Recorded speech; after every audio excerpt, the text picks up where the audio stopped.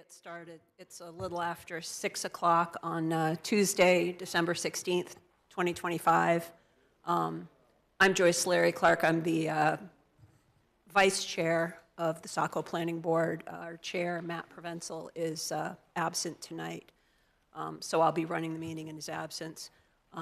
Introducing the members who are here. To my right, Jim Moeller. To my left, Jeff Brochu and Catherine Paolini. And our city planner, Charles Tettleman, is holding down the fort over there by himself. As you know, this is a public meeting, public hearing. It's being filmed, it's being recorded. There are hearing guidelines at the front of the room if anybody needs a refresher on how these meetings run. If there's a public hearing in a matter, people are invited to come up to the podium, speak clearly into the microphone, identifying yourself and your address, along with your relationship to the project, if you're an abutter or if you're another interested party. People initially have a 5-minute limit for speaking. If there's time after everybody's had an opportunity to speak, people can come back up to the podium for an additional 3 minutes for new material. With that, our first order of business is approval of minutes. We have a number of draft minutes to review.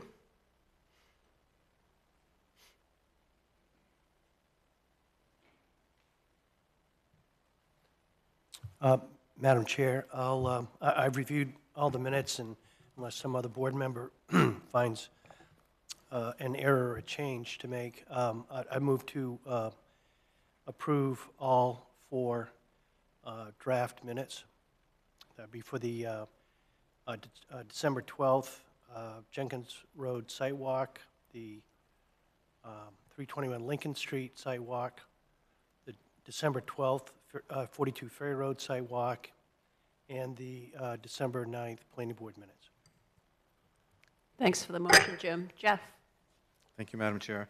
I did want to note, I think we need to make an edit for the December 9th meeting. I think it's important that we kind of change the heading, that it was scheduled for December 2nd, but we should make a notation that due to a storm cancellation, the meeting was held on December 9th. I think just by putting that additional edit at the top, it'll make it a little more accurate. Well, Madam Chair, I'll amend my motion to include that change. With that, I would second that motion. So we have a motion to approve these 4 sets of minutes with the one change regarding the date of the December 9th meeting. Any discussion? Catherine? I just have a question because I was here only for one of those minutes. Do we need to separate them because I have to abstain from the other ones? I think you have to speak into the mic a little more. Do we need to separate them because I'm going to have to abstain from the minutes for the sidewalks because I wasn't here? I think that would make sense. Can we go through them one by one? You mind amending your motion, Jim? Well, I'll withdraw my motion, and then we can do one at a time. So I'll withdraw my second. So, December 9th meeting minutes? I guess we'd Yes. start at the top. I'll move to approve those with the correction of the date, as Jeff pointed out. I will second that. Thanks for the motion, Jim, and the second. Jeff, any discussion? All those in favor? Jim? Yes? Jeff? Yes. Catherine? Abstain. So, and I'll vote yes, so that's 3 in favor, 1 abstaining. Next would be 42 Ferry Road sidewalk minutes. Move to approve. Second. Any discussion? So, all in favor, Jim? Yes?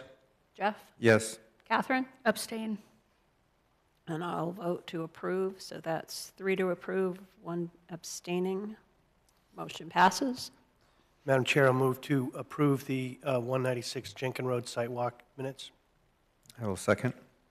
Thanks for the motion, Jim, and the second, Jeff. Any discussion? All those in favor? Jim? Yes? Jeff? Yes. Catherine? Yes. And I'll vote yes, so that's 4-0 to approve the 321 Lincoln Street sidewalk minutes. Oh, sorry. Was that 196 Jenkins, or Or was that 196 Jenkins? That was That's 196. 196 Okay. Jenkins. Okay, great. Sorry about that. Thank you. And Madam Chair, I'll move to approve the 321 Lincoln Street sidewalk minutes. I will second. Thanks for the motion, Jim, and the second, Jeff. Any discussion? All those in favor? Jim? Yes. Jeff? Yes. Catherine? Abstain.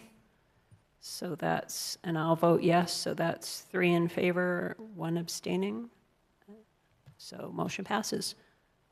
And by the way, Charles had reminded me before this meeting started, and I forgot to mention, we have 2 excused absences on the board tonight, 3. Carrie Lynn Lane, Matt Provençal, and Camille White. Thanks for the reminder. Just took me a while to get that information. Our meeting agenda calls for public comment. We have a limit of 15 minutes for public comments. These are for general planning comments, not related to particular items before the board this evening. But if any members of the public have comment they would like to make at this time, now is your opportunity to come to the podium.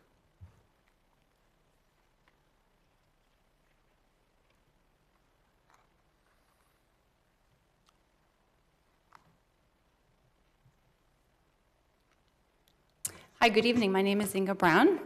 I live at 161 Simpson Road. Madam Chair, nice to see you as the chair this evening.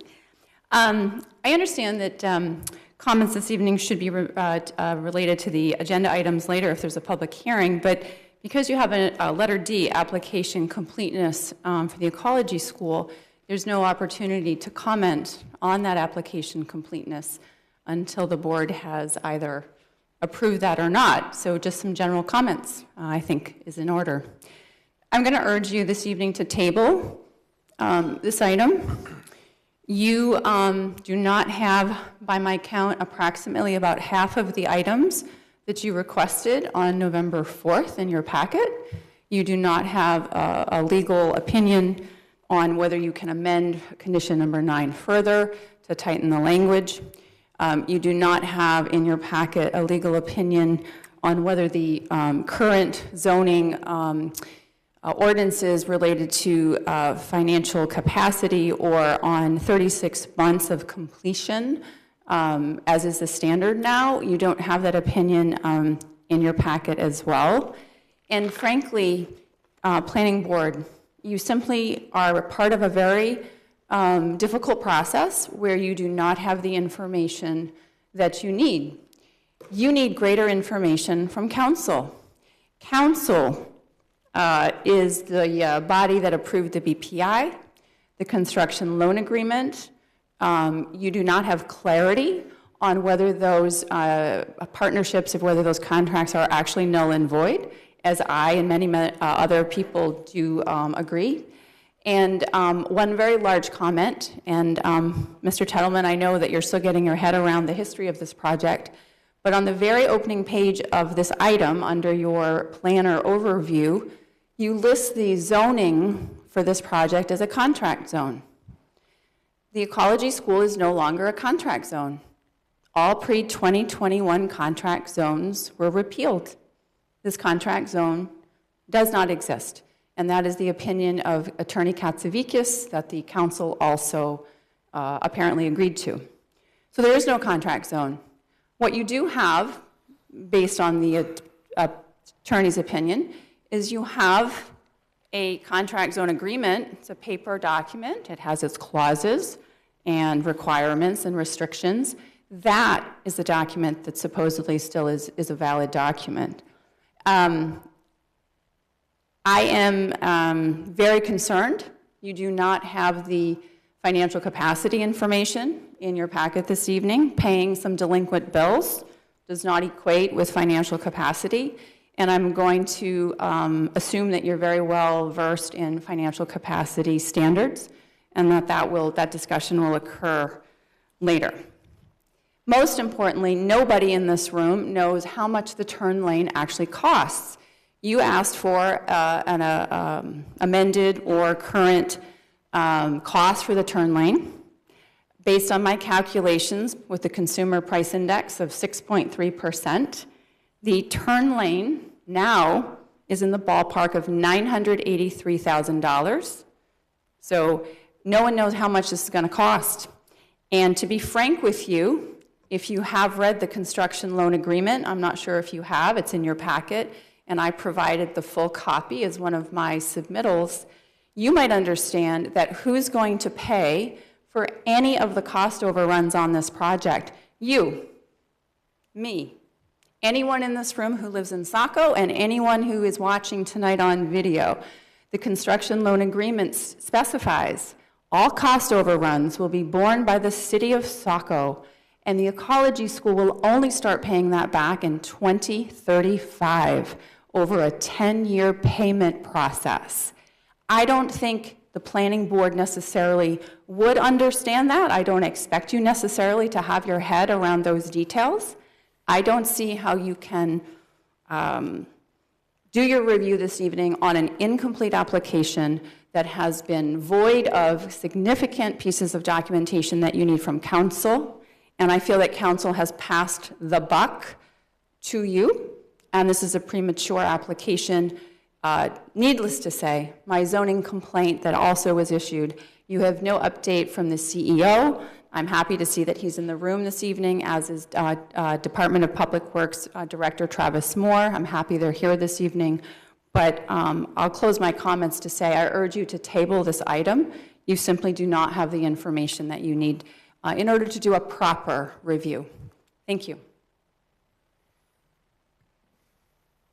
Thank you. Do we have any other public comments?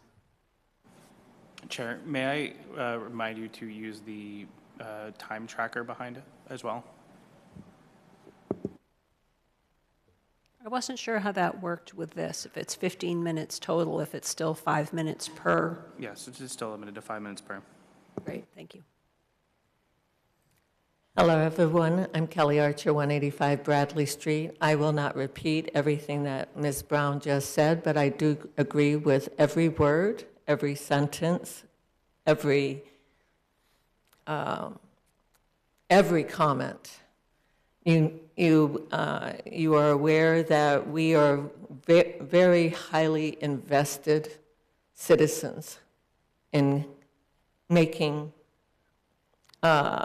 good governance in Saco happen. I would hope that you, again, I don't want to be up here speaking at public comment on an application completeness, but we don't have that opportunity. So I'm having to come up here to talk about something on the agenda that you asked not to. Please take this to heart. You have received over almost 300 documents from me over time. It is well versed. We are going to end up paying for this left-hand turn lane, the taxpayers, if this doesn't stop. The hot potato of council wanting to know what planning board's doing. Planning board wants to know what staff is doing. Planning board wants to know what council's doing. It is so discombobulated that this part needs to stop. Table this, or if you go forward, definitely deny application completeness. It wasn't there on 11/4. It is not there now. Deny it. When are we going to have a backbone to say enough already? This is 7 years.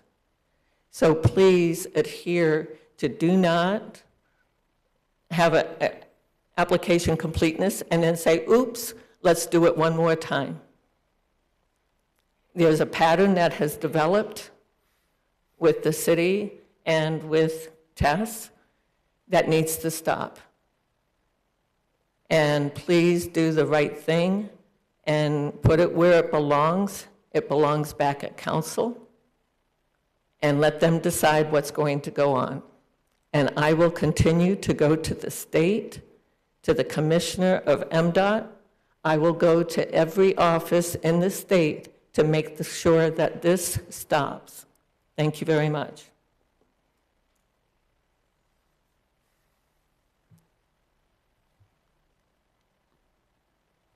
Thank you. Yes, go ahead.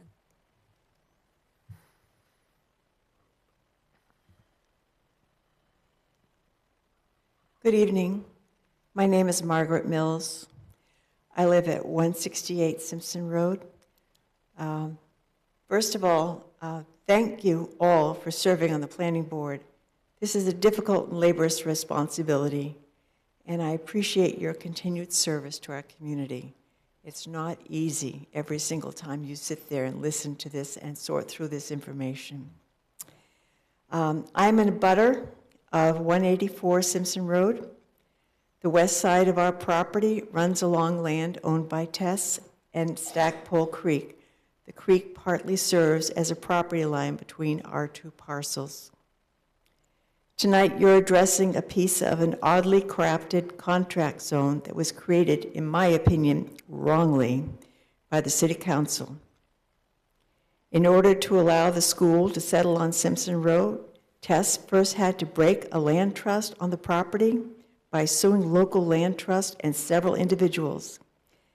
And it had to get an exception to Saco zoning rules that allowed only residences, agriculture, and open conservation land on the parcel. Unfortunately, you're still processing the original occupancy permit, even though Tess has been established and has been running on 184 Simpson Road for several years. After all the changes in contract zoning recently in Saco, I have no idea if the Tess contract zone is even still valid. The contract zone, however, is the council's responsibility. I'm sorry you have to deal with that. As I understand it, tonight your responsibility is to deal with the completeness of the occupancy certificate for Tess. I don't agree that the City Council made a good decision to allow Tess to establish where it is, but it's here. It is now there at 184 Simpson Road. It has been for some time, and they're operating there. I also don't agree with some of the requirements for occupancy that Council and the Planning Board demanded of the school. The required public hiking trail to the Saco River is silly. It was to be access for the river, but a fence at the end of this trail bars any access to the river, and the trail allows the public on a school site where children come in contact with strangers. That seems to me so contrary to any school safety practice that I know of, to allow strangers and the public on school property when children are there. But pertinent to tonight's discussion, the requirement that Tess build and pay for a turn lane from Buxton Road, Route 112, to Simpson Road also seems quite a bit much. While you have valid data showing the school has increased car, bus, and shipping traffic, and I'm right next door, I don't see the traffic, but I hear all those heavy trucks coming through, all the buses. It's very loud. It's a lot of traffic. I don't want yet another expansion of use on Simpson Road. I have no trouble turning into it and leaving Simpson Road and have had no trouble for more than 27 years. And an expanded turn lane will only encourage more activity on this once quiet road. I also pity the abutters on Simpson Road and Buxton Road who will lose some of their property for this project. Have these abutters even been notified all these years when this has been discussed? I wonder. So when I've talked to them, they don't have a clue about what's going on with this project. Please remove this requirement for occupancy for Tess and leave the turn lane as it is. I think that would serve the people on Simpson Road well. Thank you for this opportunity to speak, and thank you also for your service to Saco.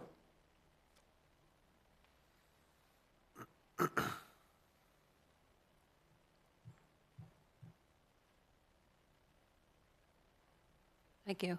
Any other public comment before we start the meeting itself? Okay. Well, tonight we have a number of application reviews, public hearings. We're starting with item 6A, which is Eloise's plate. Jeff, sorry.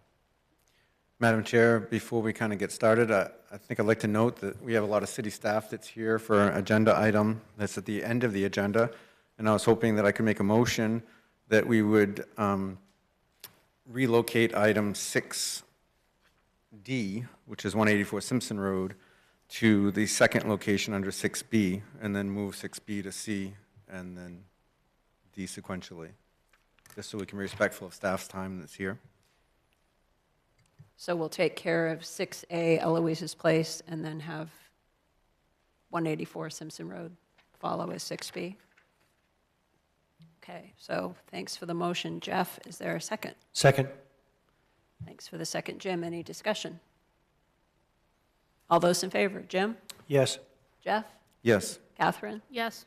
And I'll vote yes. So that's 4-0 to move agenda item D to 6B following Eloise's Place.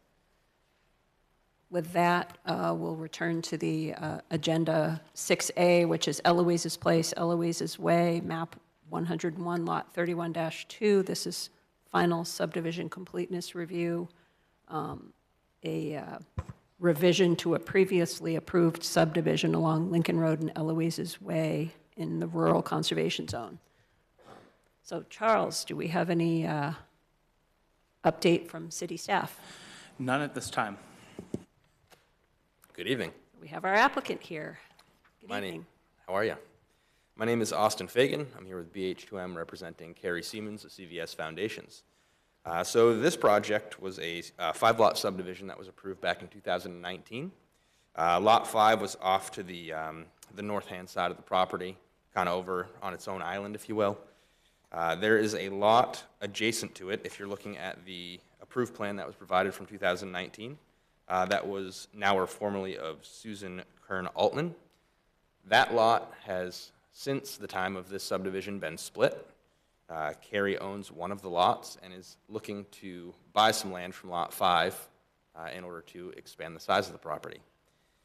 A project of this nature would typically just involve an amendment to a deed, but since the project now has been part of a subdivision, an amendment to the subdivision is required. So all we're looking to do, like I said, is take 60,000 square feet of what was shown as Lot 5 on the previous subdivision plan, transfer it to an abutter, and that is the only change. There will be no additional lots added to the subdivision or anything of that nature.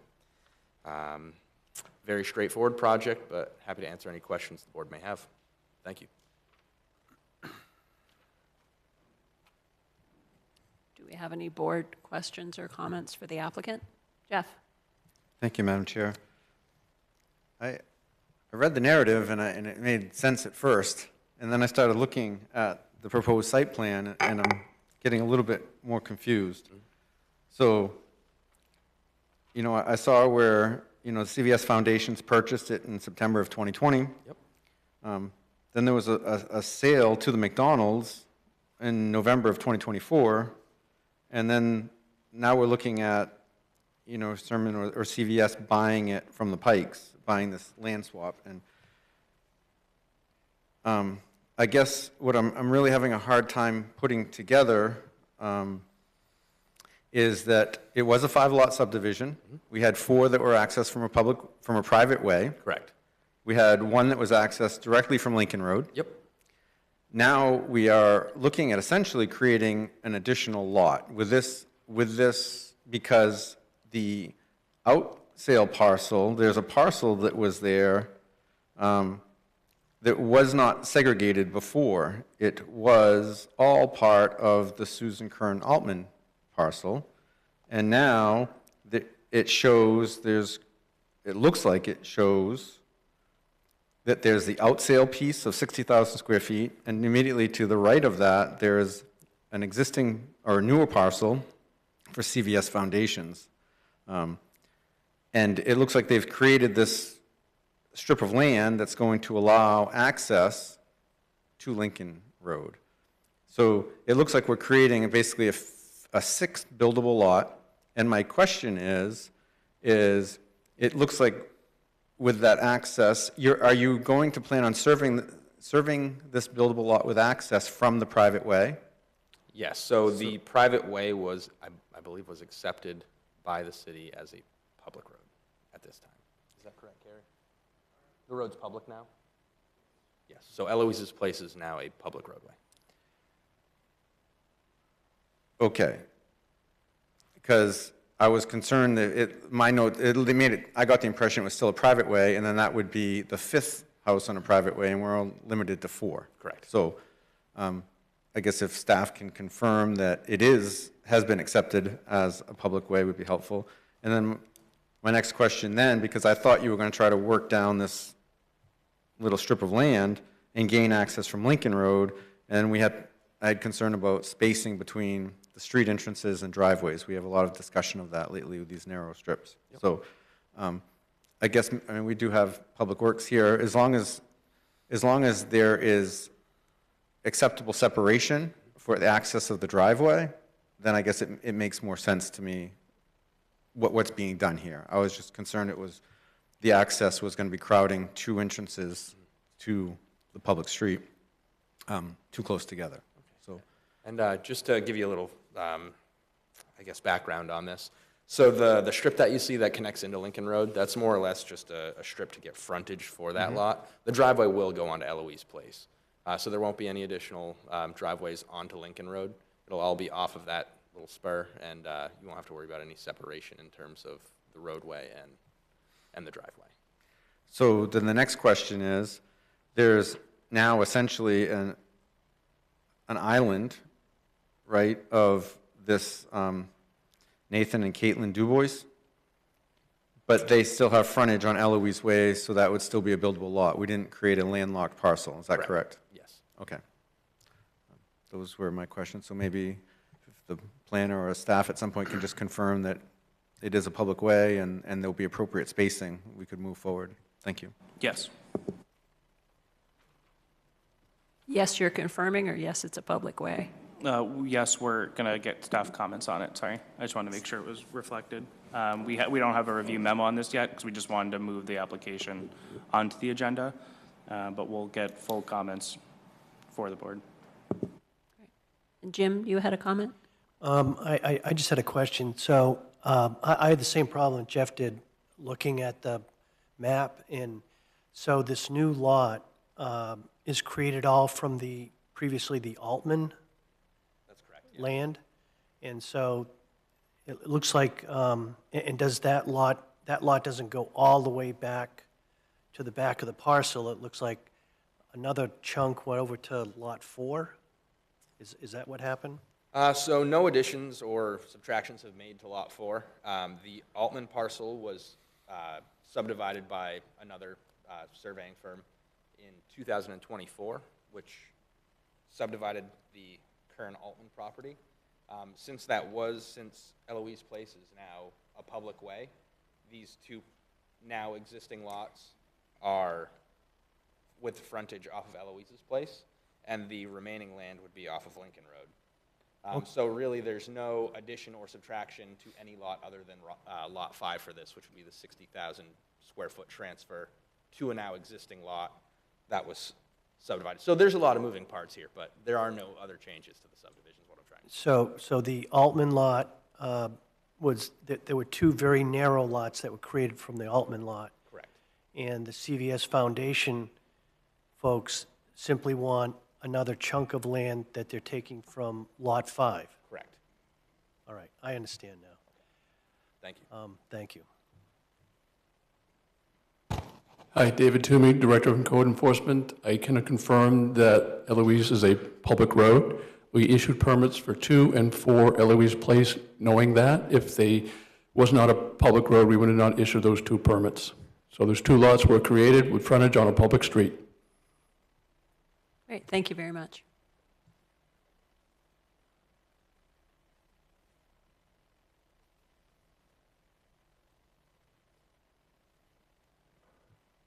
Any other planning board questions, comments, concerns?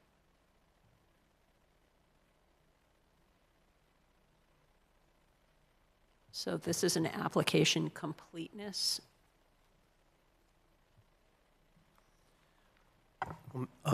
Madam Chair, since all my questions have been answered about how the lots were created. It was quite confusing. Maybe not as confusing as it was, well, it's probably more confusing for me than it was for Jeff, but I understand it now, and looking at the materials that were submitted, they appear to be complete, in my view. So I'll move that we determine the application complete. Thanks for the motion, Jim. Do we have a second? I will second. Thanks for the second. Jeff, any discussion? Motion to find application complete. All in favor, Jim? Yes? Jeff? Yes. Catherine? Yes. And I'll vote yes as well, so 4-0 to find the application. Jeff? As we move forward, could we just get a little bit more detail? And I think now that I have a better perspective of what's taking place, that I think he mentioned before Eloise Place, so what you have labeled as the Du Bois parcel, that there is sufficient upland there to make it a buildable lot? Yep. And maybe if you could give a, I don't know if we want to do a site walk, but at least get like a street view.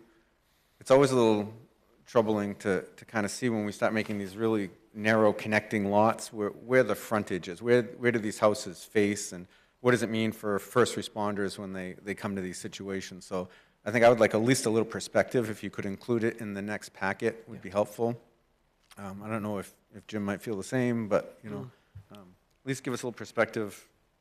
How much vegetation's there? Is this house with the outsale parcel going to be really tucked in the woods where you don't see it at all, and it's basically a hidden driveway? Just give us a little sense of what's taking place. Yeah. Thank you. Sounds good. Thank you. And Madam Chair, seems like we should schedule a public hearing in this matter. I'm not sure the city planner can give us a sense as to when would be appropriate for that, then I'll make a motion. January 6th, 2026. Madam Chair, I'll move that we schedule a public hearing for January 6th, 2026. Thanks for the motion, Jim. I will second. Thanks for the second, Jeff. Any discussion to continue or schedule a public hearing for January 6th? All in favor, Jim? Yes? Jeff? Yes. Catherine? Yes. And I'll vote yes as well, so 4-0. We'll be back here January 6th. Sounds good. Thank you for your time.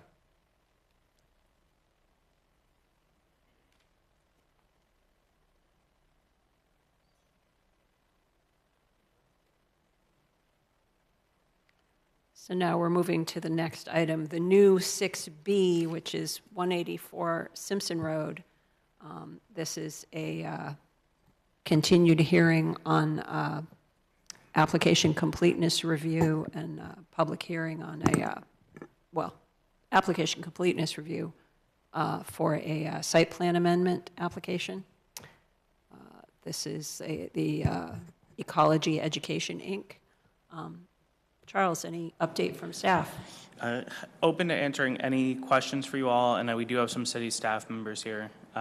So the interim city administrator is here, Director of Public Works, and Director of Code Enforcement. So if we have, as those questions come up, staff will be able to handle them, answer any questions, and yeah, just let me know if you have any questions. Great, thanks. And we have a representative of the applicant here. We do. Good evening.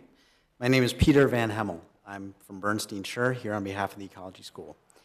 And I think my primary role could be to facilitate your discussion, if possible. I think the materials submitted speak for themselves relatively clearly as to what is being sought, which is an extension to the prior approval to June 3rd, 2027. And I think the record has been supplemented with the materials that the board requested at its last meeting following the decision to table the item. There's been follow-up, which I think is very hopefully well received for the technical specifications, which have been forwarded by Spago Technics, an update as to the design and engineering and the status of payment items. And there has been a posting of the financial requirement that the council associated with the funding of the proposed infrastructure.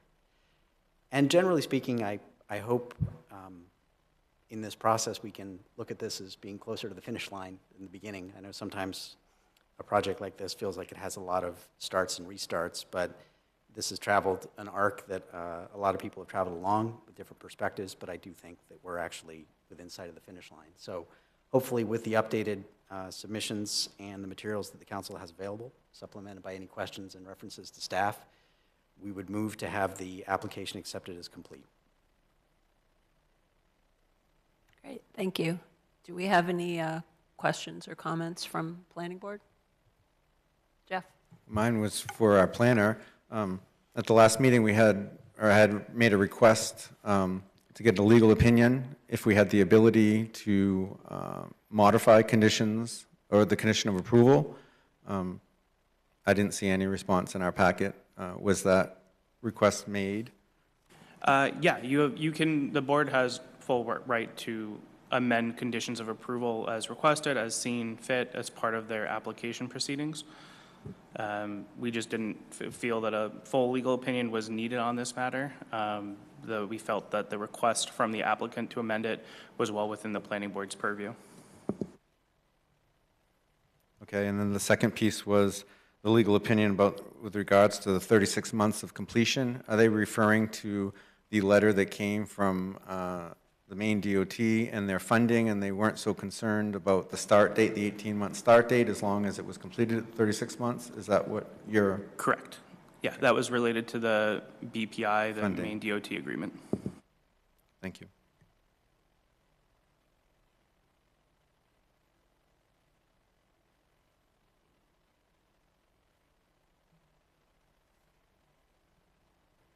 Anyone else? Jim?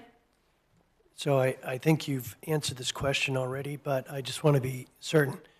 From my review of the materials, it looks like belatedly the ecology school has paid into the city of Saco's sort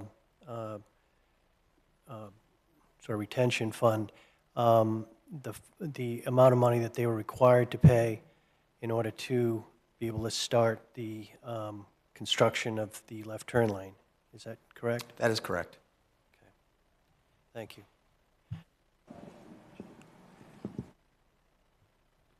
Anything else? Jeff? Well, Madam Chair, I would have some questions for city staff, if available, because I thought I'd also requested that we got some correspondence, some summary of where the council was, because I believe the council went into executive session if they were going to continue this inter-agreement. I didn't see anything with that in our packet, because if we don't have city support still holding hands, what are we doing here?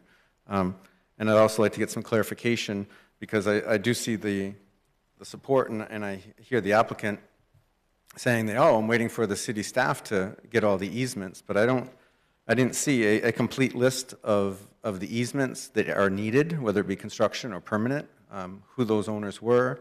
I know that Director Moore had a timeline saying that that was in process, but what percentage, how many are needed, what percentage are done, has that been queued up? I'd like to know if it was basically on pause. I always feel like I'm doing this timeline every time this application comes before us, but you know, they didn't pay the design team like for almost a year, right? And so was the city staff actively having the city attorneys reach out to get these agreements, or did they not have the information? So I mean, I guess if we could have some feedback as to where the city is, because it sounds like even in the summary note that the connecting utilities along this area, CMP and telephone company, haven't even been reached out to and coordinated. How are we going to try to pull all this together if that hasn't even started in the conversation? The next piece is I felt like I interpreted, and I could have misread it, Director Moore's statement saying that it wasn't going to make the schedule for the bid process. I got a sense that it wasn't going to be bid on in time to make the next construction sequence. One of the letters from the applicant seemed like, oh yeah, we've got no problem, we're going to go ahead and initiate it. So if our best consultants are here in the room, if we could get a little bit of feedback of where this process really is. I don't know if I've ever worked on a project where, you know, the design team gets paid the day that the project was supposed to be completed and nothing's moved on. I mean, that doesn't show a whole lot of commitment on my part or in the applicant's part, and I don't view it that way. So if we could get some information from staff, and then maybe we can have a little conversation going with where we are on that, would be very helpful to me. Thank you. Right, and I see we have city staff in the front row now. So who wants to go first?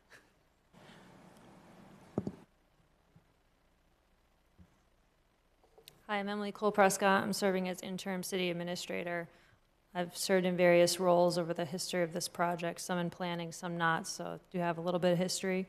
I think the question that was asked about council specifically is the intercreditor agreement request. The council decided that they were not going to enter into the intercreditor agreement request.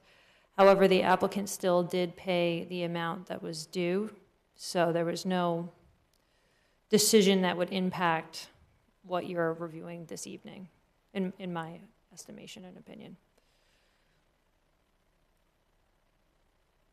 So could you clarify, we heard some testimony tonight that this agreement, the BPI funding as a whole, states that any overages are going to be borne across the board by the taxpayers. And with this delay and the rate of inflation, when I first saw this project, I think it was around $300,000 to do the whole turn lane, and now we're almost at $1 million.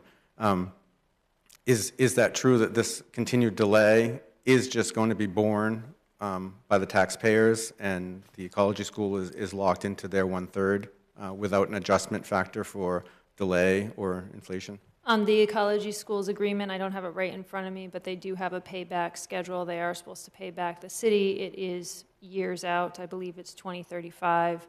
I could certainly respond through Charles's desk in writing if you need me to on that. And finally, I don't know if it's so much your role or Director Moore's role. How many times,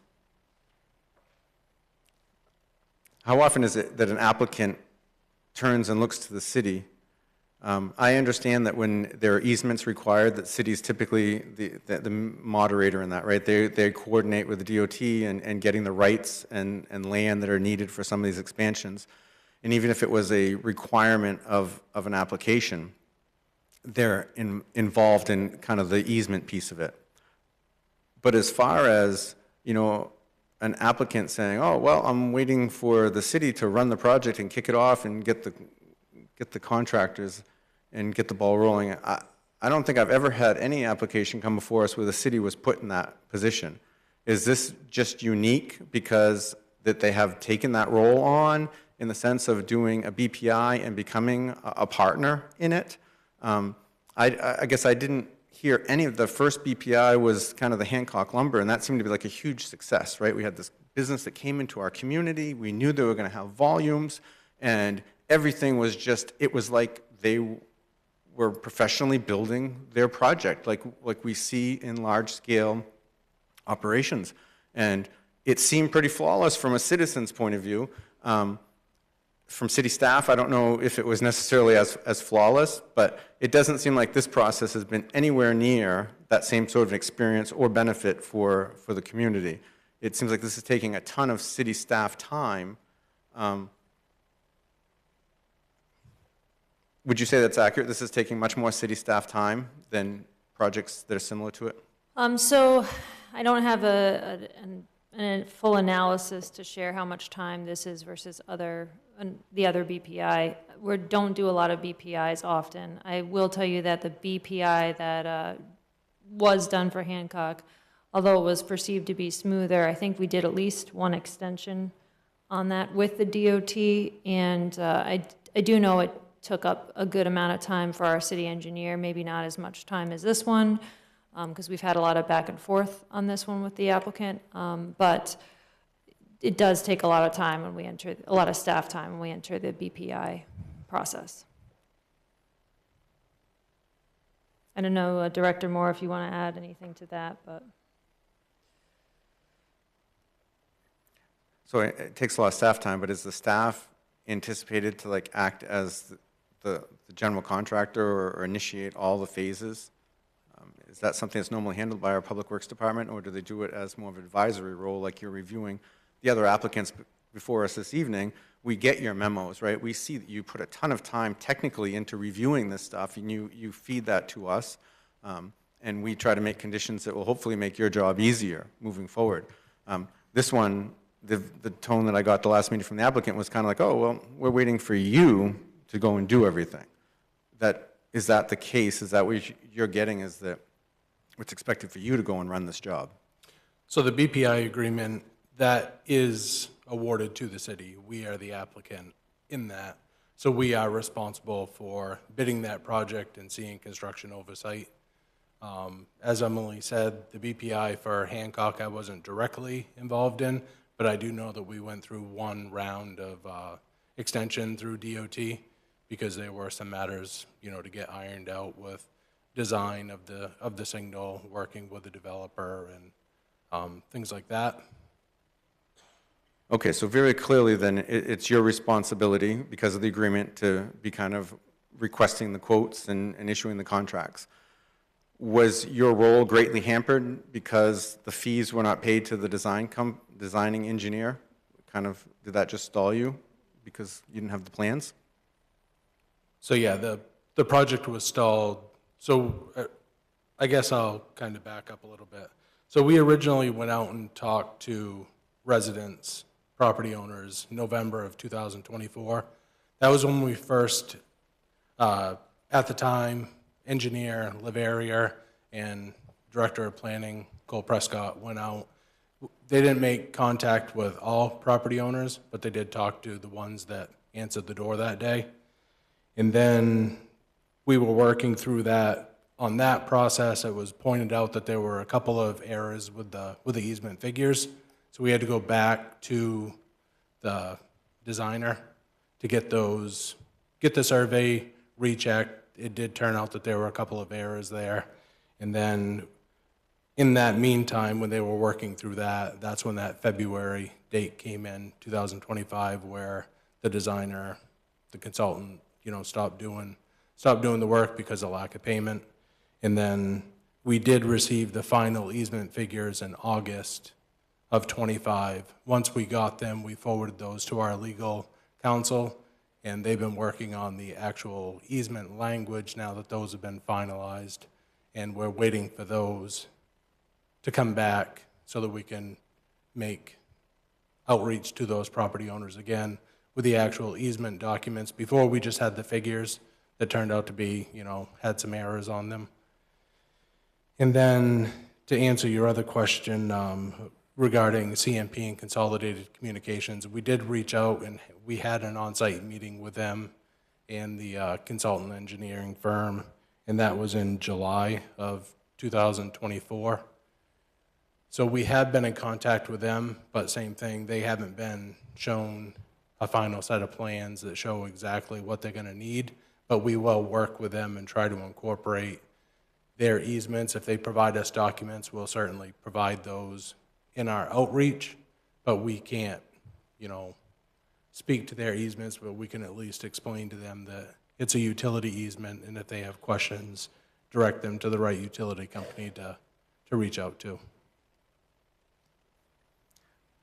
Okay, Mr. Moore, so just to be clear, February 2025 is when, data was not being produced by the contractor, Sebago Technics, for the design because of lack of payment.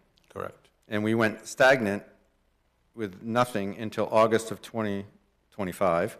And wasn't that only after the city really paid Sebago Technics with money from the fund? The city council interacted at that point, so the applicant still hadn't paid their responsibility yet. And that's why you were stopped for 6 months, 5 months, right? Mm-hmm. Yep. So that delay, that lost time, not on your part, you just didn't have the data to work with, right? You weren't provided plans. Correct. And then once you got those plans, you were able to kind of resume the process of diligently working towards easement acquisition. We received the easement figures. We just received the plans a few weeks ago. Can you explain to me the difference between easement figures and easement plans? So the easement figures are usually an 8.5 by 11, and it shows just that property and what they're looking for easements, temporary, permanent. So it's a figure for that specific easement for that particular resident property owner to sign. The plans themselves, that's the whole, plan set that shows the whole project. We hadn't received an updated version of those until just a few weeks ago. So Public Works still has to review those based on our last round of comments. I don't expect that there's much, if any, changes, but we haven't had a chance to actually review them against our comments yet.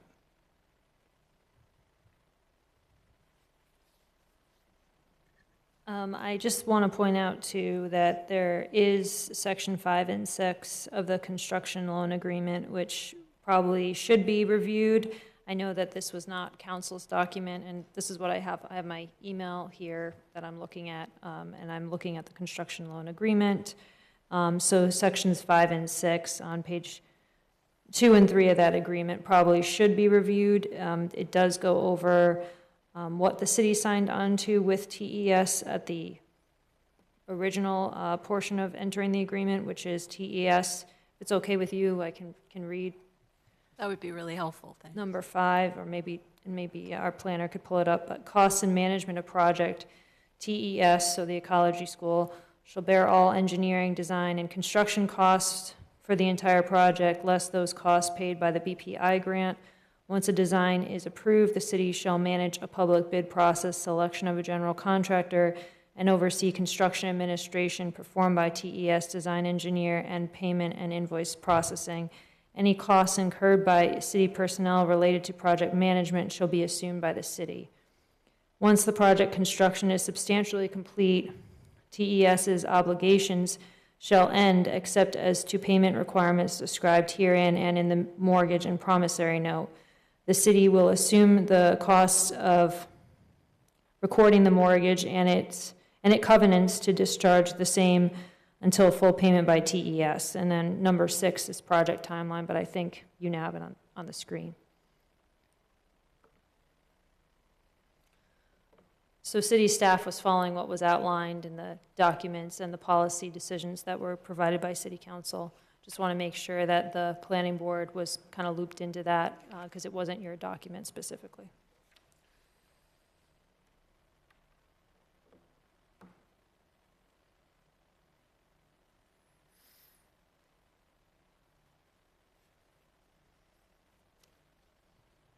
So at this point, Public Works is working on the easement process, and then we'll be ready to move forward with.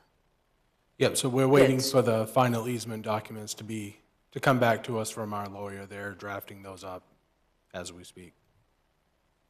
So, go ahead. Could there be any possible delays? So now, what I understood is you have the overall picture, the big plan, and we have the individual map and lots, if you will, of the easement requirements, so you can go to those owners and try to negotiate. What if the owners aren't willing to come to an agreement? Is that an additional delay? Does that mean like taking by eminent domain? Does that increase the lead time before we have right title and interest to start? May I? So the answer is we don't know. We'll find out once we move farther along, and those would be discussions we would have with City Council if we do wind up having delays, and certainly notifying the planning board if there were further delays that came as a result of acquiring easements. I don't know how that would affect, or if it should affect, your discussion or consideration on right title and interest, only because this was a condition of approval for an application that already was considered to have right title and interest, so I'm not sure how much you'd want to dive into that. We can certainly, if the board needs a legal representation here, we can get that for you at another meeting. I guess I don't view it as so much as a right title and interest concern from my point of view.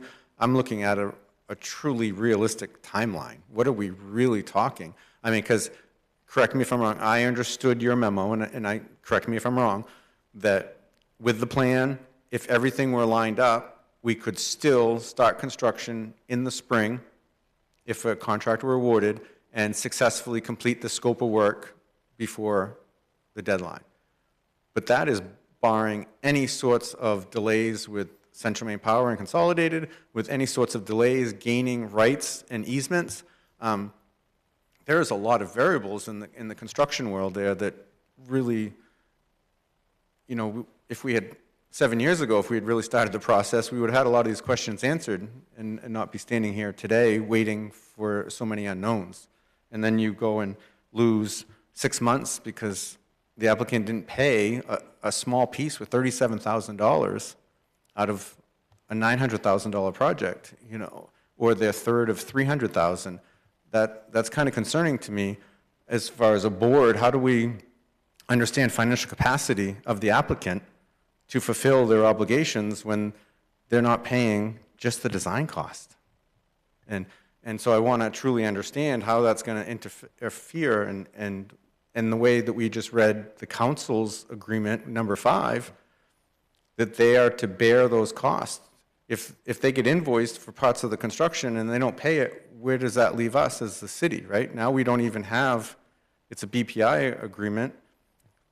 Is that financial guarantee in place of enough volume or enough amount to finish a project like we asked for our normal site plans, right? We always have that condition. There's monies that are set aside, so if something should happen with the developer or the applicant and they can't complete the project, money is there and guaranteed for the city to step in and get it done so the taxpayers don't just see a mess for 5 years. That's the next question is, as we delay, is the inflation of that financial guarantee taking place before we start? Is the applicant paying in more money to be available to make sure that their portion of the requirements will be covered? If they're billed and then they go delinquent again? Would you like me to address that? Emily, yes, if you're able. So what we're holding right now financially is a separate project deposit account that is set aside for the BPI project, which has $308,000 less the $37,500. And again, if you need me to respond in writing, I can, but.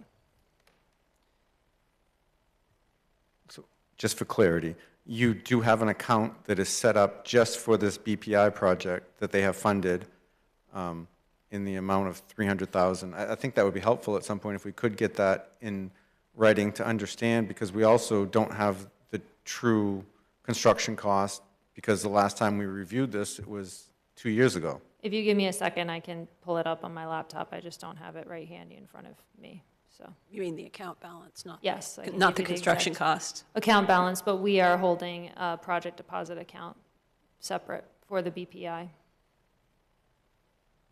think that might have been in our materials, Jeff. I think it was, but my question, though, is that how am I supposed to be weighing, you know, part of an application is financial capacity.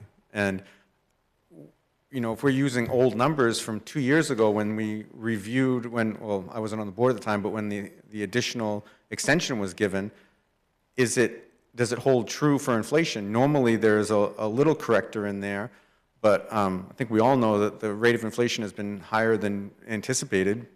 And now we're really looking at, 3 years post that extension. So I guess, how do we determine financial capacity is present, especially if they're not paying the $37,000 for the design fee for months and holding up the entire process? We don't know. Now, let me correct Director Moore. One of the notes kind of from the applicant in his summary indicated that he felt like some of the cost by Central Maine Power and Consolidated for pole relocation may have the ability to be funded by a different grant program. Is that accurate, or is that usually paid 100% by the entity requiring the changes, right? The utility companies just don't move their equipment free of charge. So is it accurate to say that there's more than likely going to be some significant billing for reconstruction of the communication and electrical infrastructure? You're accurate, and typically there's a fee for that. We didn't get into those discussions on cost and who was going to be paying those fees, but I could certainly reach out to the utility companies if need be to get that information. Okay, so I understand you didn't have a discussion, but if I understood Ms. Cole Prescott, the council's agreement, that would have been part of all the scope of construction, right? That the applicant would have to bear. That would be an additional fee that hasn't really been worked into the matrix of the turn lane? So I think, if I can, Madam Chair, so number 5, I read that a little bit differently from what I read. So you might want to just re-review that, because I see that as the city taking on some costs, the way that that's worded. And if there's costs that are over and above the estimated cost, the city pays them initially, and then the ecology school pays back the city, but not until many years out.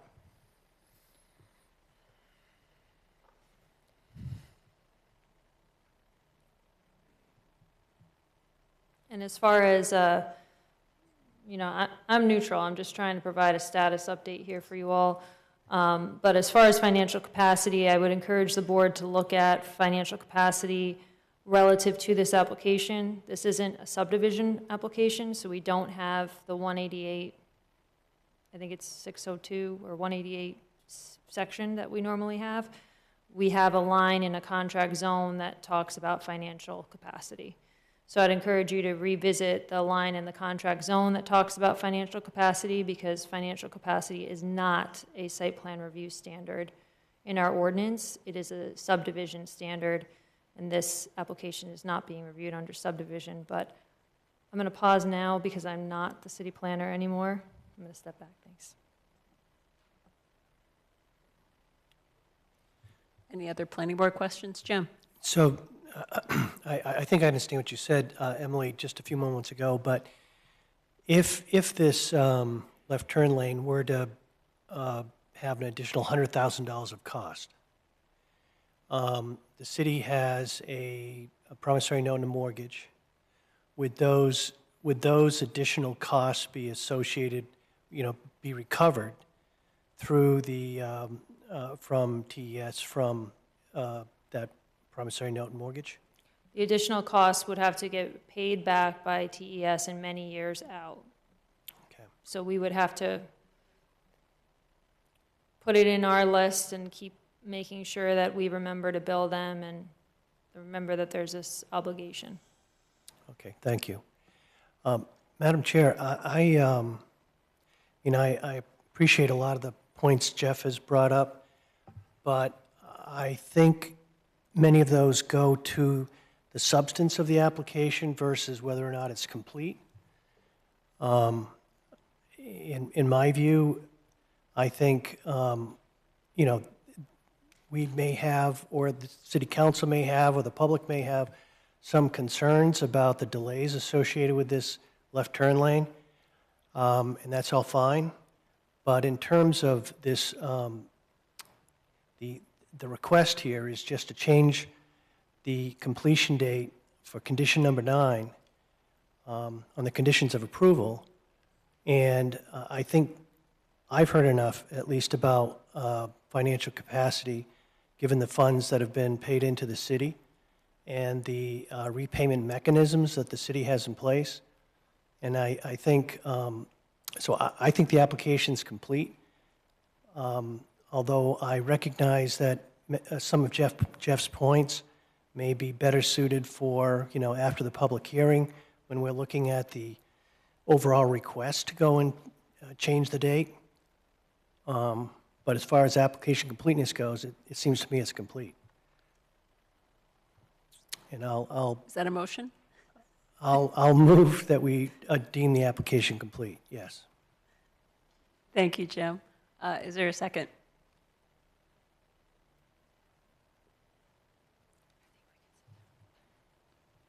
Charles, this is a question for you. Can I make a second, or is this Is that not appropriate? I would say it's not appropriate for the chair to second a motion, but I believe it's allowed under Robert's Rules of Order, so. I don't know, just wondering in the interest of moving things along, but if there's no second, is there an alternate motion? Oh, Catherine. I have a question about the contract zone, because Emily mentioned the financial capacity part of the. Can you just be sure to speak into the mic? Thanks. Sorry. Emily mentioned the financial capacity part of the contract zone, but the contract zone has been dissolved, correct? What was, sorry, I missed that. What was the? So the contract zone has been dissolved, correct? It was null and void? No. So I have a little note here for this. So recently, the city underwent a review of the contract zones, and there was a specific memo, the standard operating procedure adopted by the city council for contract zones pre-January 11th, 2021. So I'm just making sure my notes are saying it. So as the ecology school was deemed substantial construction complete, the summary is that the contract zone is still valid.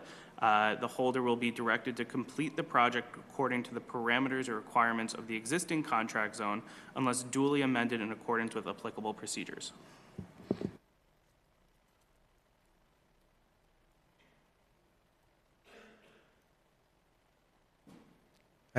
I just have to say that was not the interpretation that I got from all of the reviews, is that it would not be an active contract zone.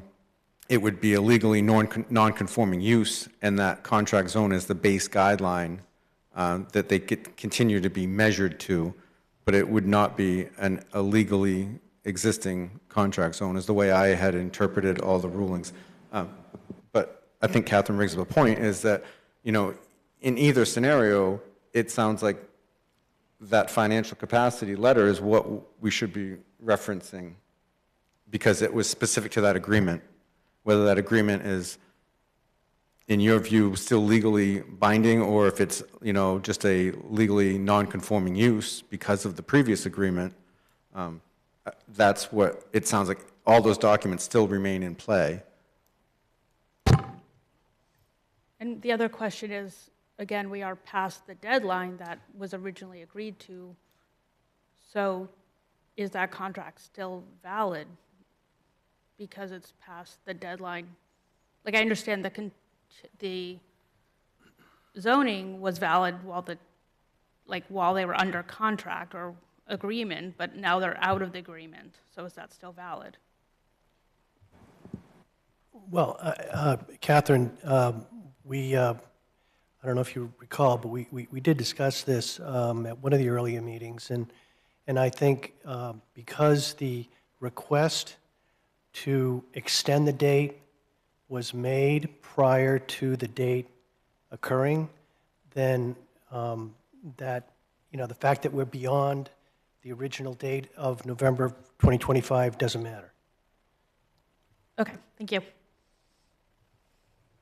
Right, the request for an extension was timely made. Jeff?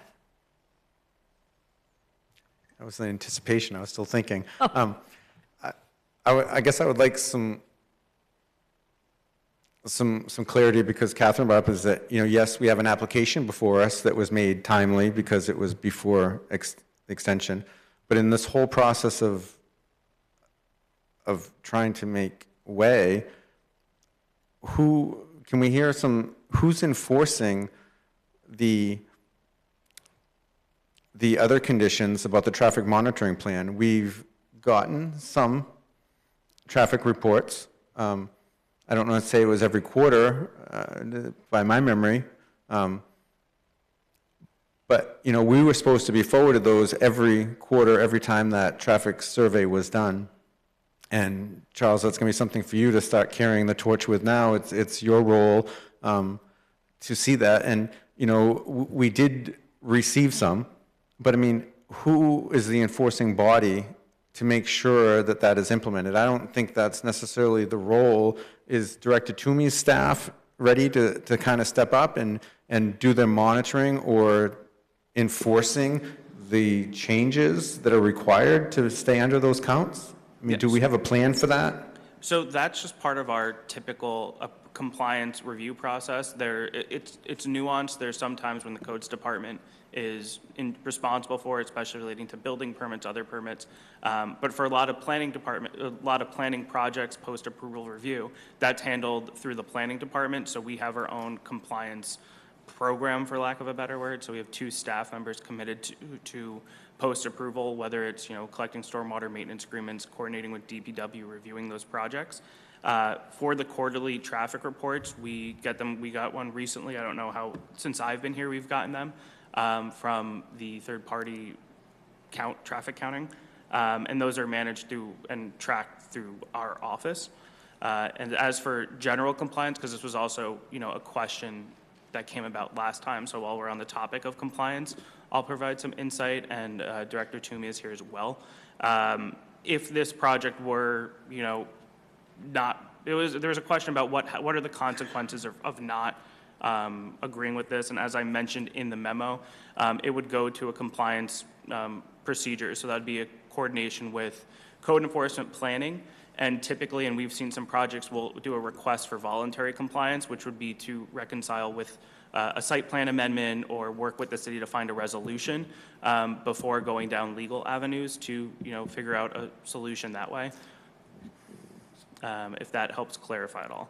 But for the traffic compliance, that's through the planning department, coordinated with codes as needed. Okay, because I just wanted to be clear. I mean, I know that the compliance the planning staff has been handling the receipt of those studies. When they are brought forward to us, there's usually a narrative that comes with that, which is very helpful.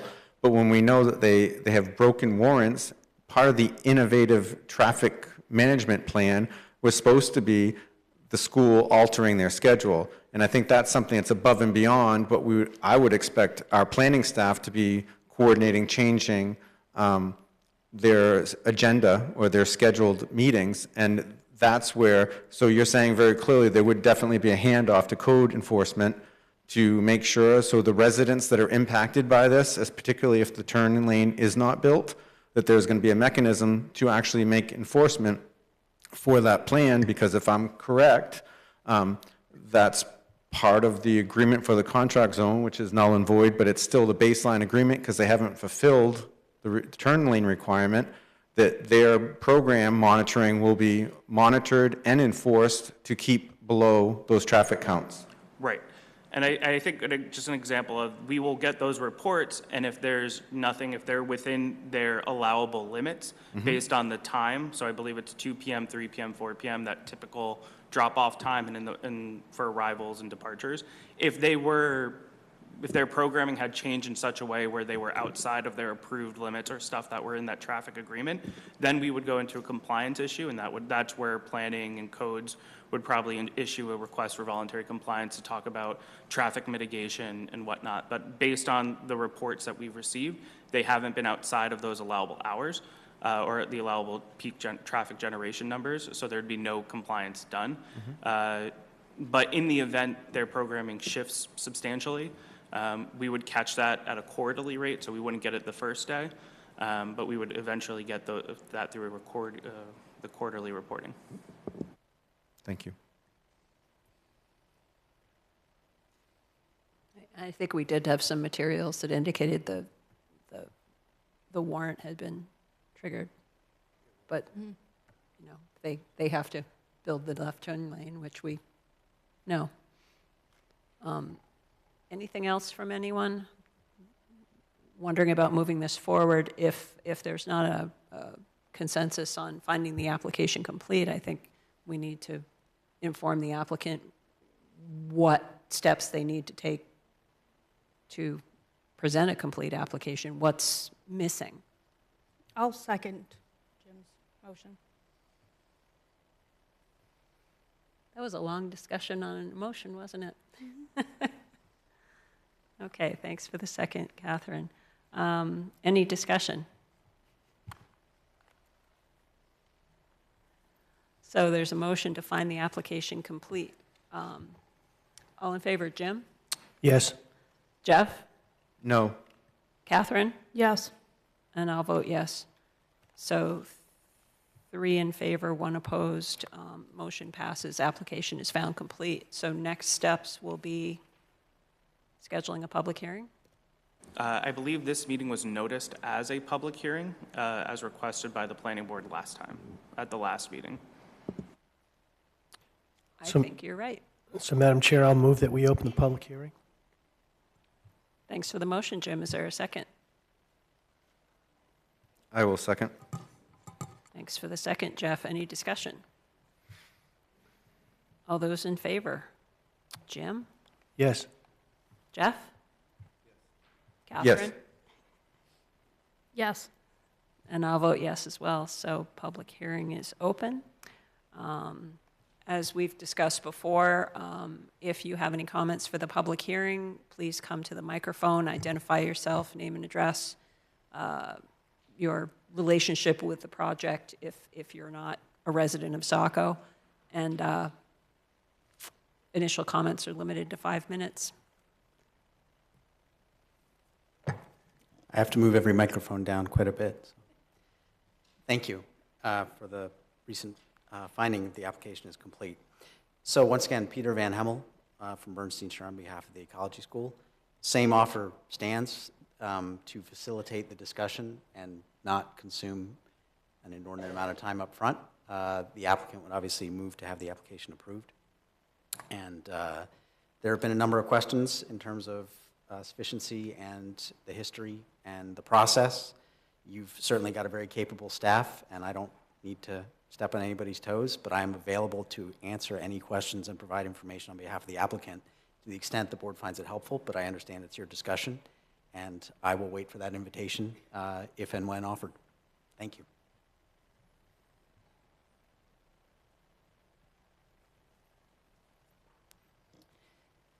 I'm Mary Martin. I'm chair of the Ecology School Board and a resident of Mechanic Falls. I'm a retired teacher, principal, school board member, and I currently serve on the town council in Mechanic Falls.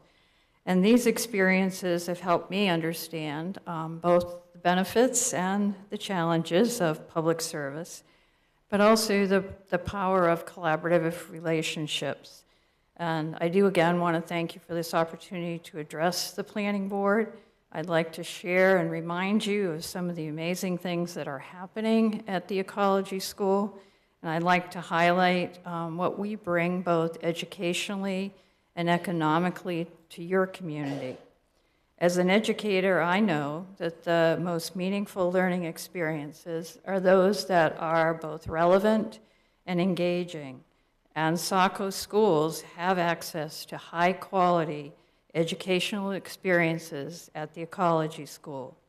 This year, the Ecology School has provided $74,000 in free programming to Saco students and teachers. And since buying the Riverbend Farm in 2018, has provided more than $438,000 of programming. And these educational opportunities have allowed Saco students and teachers to explore the ecosystems that surround them and to enhance their understanding of the natural world and their place in it. Many Saco classroom teachers have joined educators from throughout the United States for free professional development during summer and winter teacher institutes on watershed science and conservation. Last year, the Ecology School provided a teacher institute for climate education specifically for Saco and Biddeford schools with funding from the Maine Department of Education. We have welcomed local farm apprentices who have received hands-on training in farming practices. As a good neighbor, we are pleased that the Saco Bay Trails half-mile hike down to the Saco River at Riverbend Farm remains a very popular trail.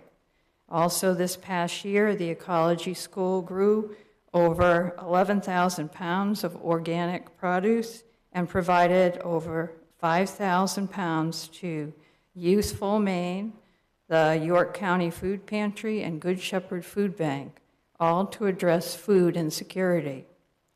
The Ecology School and its Green Campus has won 10 grants over the past few years, including the recent Maine Green Home Design 2025 Award for Sustainable Landscaping. These statewide and national recognitions highlight our location here in the city of Saco. As an organization, we're proud of the partnerships that we've formed with local businesses, and we continue to seek ways to build on these relationships. My connections with the Ecology School have allowed me to get to know and very much appreciate your community. Thank you again for this opportunity to speak and to reaffirm the Ecology School's commitment to work collaboratively with the City of Saco. Thank you.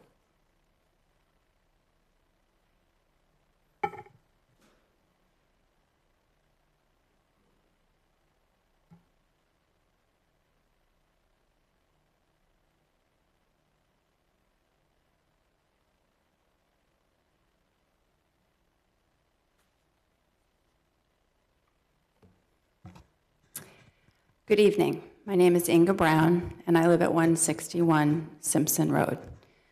Planning Board, I would be remiss not to share with you my immediate reactions to your review of this application, whether it was complete or not.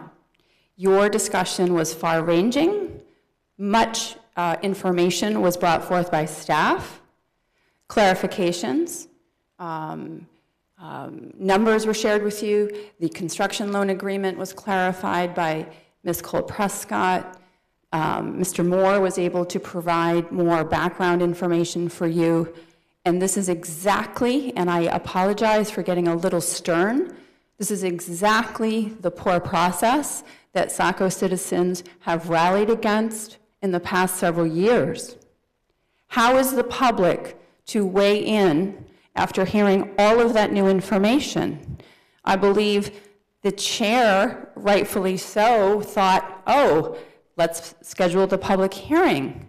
When you schedule a continued application completeness simultaneously with scheduling the public hearing, the public loses. I don't know where to start with my public comments. You might want me to talk about the substance of the application. I'm still back processing what I heard for the last half hour. This process is unequal, it is imbalanced, and frankly, I find it biased. I have just spent 2 minutes talking about the process, about your completeness review. This is not good process for Saco. It must be years since some of you have been on this side of the podium. It does not work. I'm not ready to speak on the substance. I'd like you to hold this public hearing open, and at your consideration, allow members of the public to perhaps speak more than once. I'm sure there are other people tonight in the audience who are here because it was advertised as a public hearing. I'm really disappointed in this process. Thank you.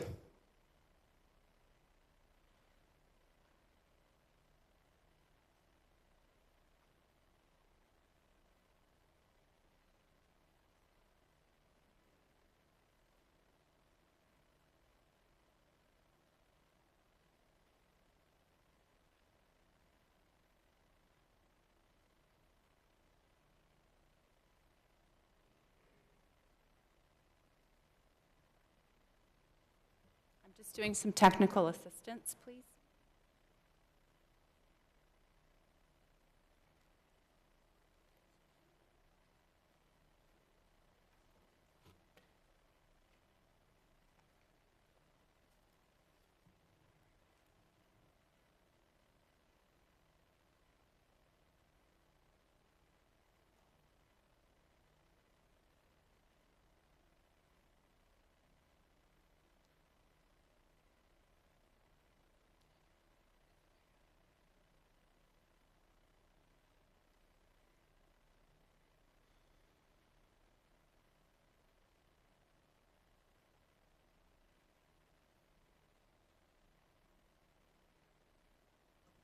Charles, could we get your assistance, please? Thank you.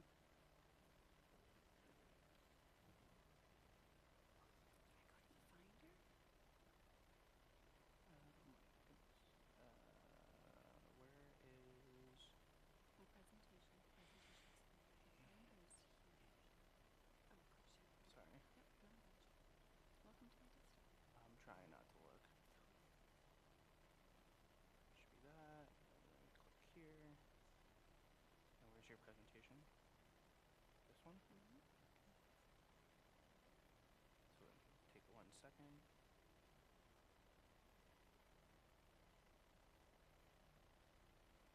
And once this loads up, just here.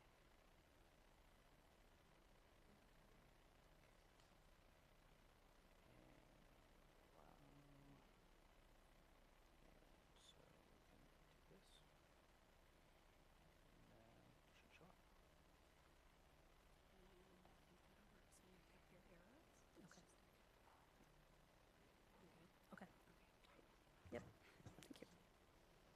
Good evening. My name is Deb Hilton. I live at 143 Simpson Road in Saco. I've been a CPA since 1991. I feel it's relevant that I maybe explain a little bit of my experience. I started with the Big Four accounting firm, Ernst & Young. Throughout my public accounting career, I was there for 6 years and a manager when I left. I did audits throughout the state of Maine, both for-profit and not-for-profit. When I left the public accounting world, I became a vice president of finance at an insurance company, which was across the U.S., so it was a rather big insurance company.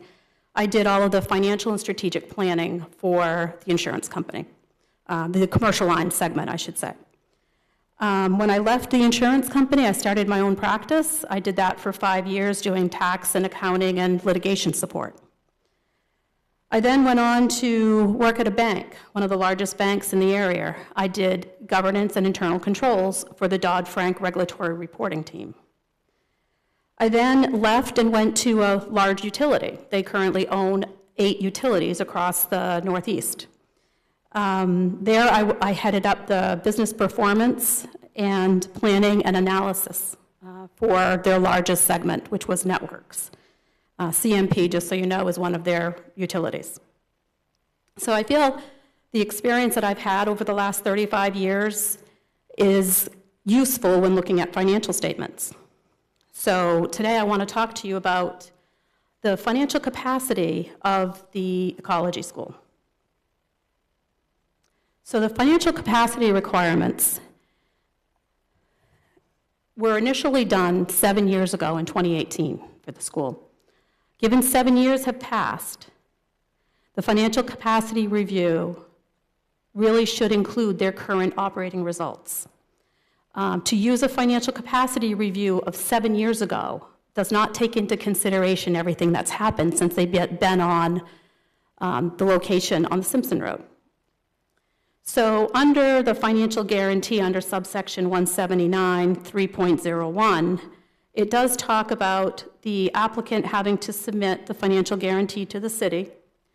They would have a project deposit account as one option, or irrevocable letters of credit issued by a bank or a credit union to cover the cost of all of the project. The prior financial capacity letter that was submitted by the applicant included 3 financial institutions' letters.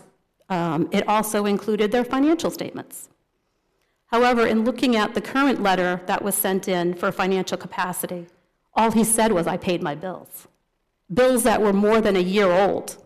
So he came due with $7,500 for the city, another $67,000 that was owed to bring him up to $308,000, and he closed out the balance with Sebago Technics that had been outstanding for more than a year. That, to me, is not a financial capacity review.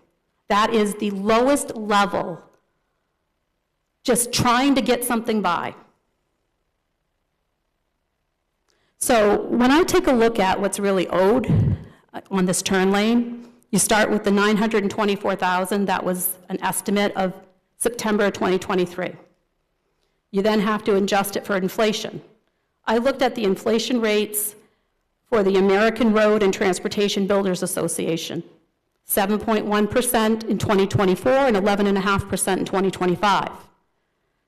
If you estimate that based on the 924,000, that brings you, for the full project, over $1.1 million.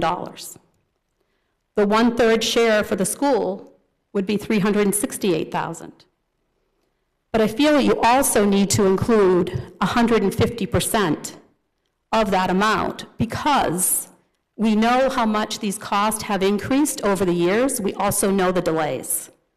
This has been delayed for 7 years. It's not going to happen overnight, and we're going to continue to have higher costs than what's estimated. I also want to talk to you about the financial reports. Some of you may have received them in email submissions by other members of Saco. The 2024 and 2023 financial statements that were audited by Baker Newman Noyes. Baker Newman Noyes is the accounting firm that was spun off from Ernst & Young. So they are the partners of these big four accounting firms that started their own company, their own audit firm. They've done audits, and they have come back for the last 2 years that there is substantial doubt about this ecology school's ability to continue as a going concern. This is the least used opinion, because it basically means that this entity has a very low chance of succeeding. So I will say the areas that they focused on, it's not just one area, it's multiple areas. They've incurred losses consistently. They have negative cash flows from operations. So just operating your school, you're losing money. Decreases in net assets. And they finance their operations primarily through debt obligations. They've also come out and said the uncertainty of future cash flows and the increased debt obligation raises substantial doubt about the school's ability to continue as a going concern through August of this year. Now, obviously, it doesn't happen like overnight. I mean, this is their opinion at that point in time. But there are a number of indicators that show it's not going in the right direction. These are the key areas they focused on: ongoing operating losses, negative cash flows from operations, decreases in net assets, significant debt levels, inadequate liquidity to satisfy future obligations. Here's the operating losses. You'll see the trends are very unfavorable. They have lost money since 2022, so the last 3 years. $245,000 in 2022, $818,000 in 2023, $1.1 million in 2024. If you then look at their expenses and their revenues, their expenses have risen more than $2 million since 2020. Their revenues have declined over $600,000. This trend is indicative of the future. When you're doing projections and when you're doing strategic planning, this is an incredible red flag. It cannot be ignored. Next, negative cash flows. The first line, net cash used by operating activities. You'll see the top line, I have 4 rows that are highlighted yellow. Those are all negative cash flows from operations. So they've lost they've used more money to support their operations than they have brought in. Just the operations, teaching kids. They have financed their operations through increased debt borrowings. You look at the third line, and again, this is all from their cash flows in their audited financial statements. The cash provided by financing activities have increased steadily year over year. $964,000 in 2020, $1.3 million in 2021, $1.4 million in 2022, $700,000 in 2023, and $696,000 in 2024. The only way they're staying afloat paying bills is taking out more loans or using money from the loans that they had or these capital donations that have run out. So their cash on hand at the end of the year for 2024, $70,000. They had restricted reserves out there, but those can only be used to supply the debt covenants, whether it be future debt payments or maintenance. And they're currently not even keeping up with that. Deb, I hate to cut you off, but you're like 3.5 minutes over. Are you able to I'll sum it wrap up. it up? I'll sum it up as quickly as I can. This is important. I mean, we have not had much time to prepare, and as Inga has said, having a public hearing without even seeing what they were going to present doesn't give you time. Net assets, currently 1.2 million, not enough to continue. Debt, 12.2 million. In 2026, there will be over 900,000 of loans that are coming due from April through June. They're having a hard time paying things now. They're having negative cash flows, and they're going to have over 900,000 for these 5 notes due in April to June. Inadequate liquidity. Their debt to equity ratio is 10 to 1. That means they have 10 times as much debt as they do equity. Their equity in this case would be your net assets, which is 1.2 million. Their debt is over 12 million. So it's 10 to 1. Their current ratio is 0. A healthy company would be over 1, maybe 1.5 to 2 for a real healthy company. They're 0. The financial comparison to their key competitors, some people think that because you're a nonprofit, you can squeak by. Their competitors, they owe more money than 3 of their key competitors. Their debt is more than Chawanki, Skudik, and Kiawavis. And if you look at the healthy balance sheets that these guys have, they have high net assets and they have low debt. This is completely reverse of any of that. So their ability to continue to pay their bills, it's very evident that he wasn't able to pay his bills for more than a year. Their explanation for this, the school plans to obtain additional funding to finance its operations through debt financings, other liquidity sources, including collaborations with donors and strategic transactions. There is no assurance the school will be successful in attaining sufficient funding on terms acceptable to the school, if at all. If the school is unable to obtain additional funding or develop achievable strategic plans, then there's substantial doubt about the school's ability to continue. I have suggestions of what I would like for you to ask for the applicant. We need to see the strategic plan. There should be nothing that's confidential about this. We heard a lot of that when we were going through this initially 7 years ago. We should find out what the status of all their obligations is. They are in default. I forgot to mention that. They're in default with their USDA loan since 2023, and they have not rectified it.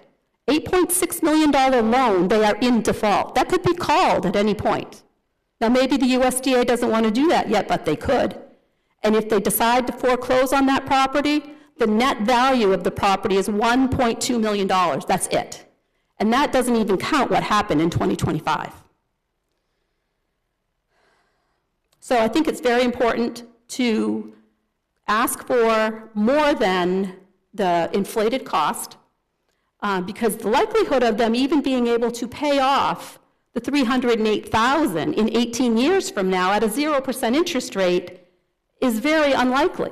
So if you're going to have the city of Saco cover all of the cost, the additional cost on this project, and then allow them 18 years to pay it off at 0% interest, the likelihood of us collecting that is pretty slim too. This goes to character. Published in 2018, after the planning board approves, they plan to put up a $9 million school. The end result is $14 million. Drew's comment of he's concerned about letting everyone know the true cost of this because it might be proof positive that it's too big. This is what is tanking them now, is the fact that their assets or their loans are significantly higher than what they even had considered in their financial plan, unless, of course, they didn't share the full financial plan with us. I do have some additional items for you at the end, but as I said before, you can look through this. I have copies for all of you. But you can look through this and you can see, even with growth of tuition, their cost for salaries and wages and things to support new students will go up. They are currently over, I think it's 1.5 million. So 1.5 million is what their cost is to service these students, and that's just like salaries, wages, retirement plans, things like that. But that's servicing $1,065,000 of tuition. Okay, when you get your revenue in, your revenue is $1,065,000. Your cost of your teachers and such is $1.5 million. So even just bringing in more students from whatever plans they have is not going to turn this around. They are so saddled with debt. I really encourage you to read the financial statements, read through the presentation. If you have any questions, feel free to reach out to me. But this is, throughout my entire career, the set of financials that has been the weakest. So with that, I know I've gone over. There are some significant internal control issues as well. The last one I'll bring to your attention is in 2024. They were using restricted assets to fund operations. So when you give a donation to somebody and you say that's for a capital improvement, or that's for this online learning program, and you only want your money spent on that, they've been using money that's been restricted as part of funding their operations because they didn't have enough cash. So with that, I'm done. Thank you for your time. Madam Chair, I'd just like to point out, there's a lot of useful information here. If you have more to add, I would be willing to hear it, because just as you received a lot of information tonight and didn't have a chance to process, we're receiving a lot of information from your presentation and not having a chance to process. So, and we can't reach out to you. We can't, it's ex parte, I can't call you. Okay. But I think in fairness, they've been here, let her finish what she has, and then make sure it gets submitted so that it can be included in our follow-up packet. Obviously, there's a ton of time that's gone into this research and professional development, professional skill. I don't think it's to be held to a 5-minute minimum. It's just my thought. I'd allow her to continue. Sure. And I guess one question is, are these submissions something that you've... I have copies for you. Yeah, you already I have copies for you, and I will email it to you as well. Great, thank you. Okay. They're all based off the audited financial statements, so any numbers that are in here come directly from the audited financial statements. Any words have come directly from the audited financial statements, and I've cited the sources throughout. I will also attach those audited financial statements as well to the email. I know you've received them before, but you have it all in one space. Chair, as a point of order, we'll collect this public comment and add it to the public comment. But I also just want to refer you to the standard operating procedures, just as a reminder to the chair and members of the public that public comment is limited to 5 minutes, with 3 minutes allowed by the chair for an extension. And then all comments and questions will be addressed at the end of public comment, so that everyone can speak. So that's just a point of order for our operating procedures for the board. I just wanted to remind you.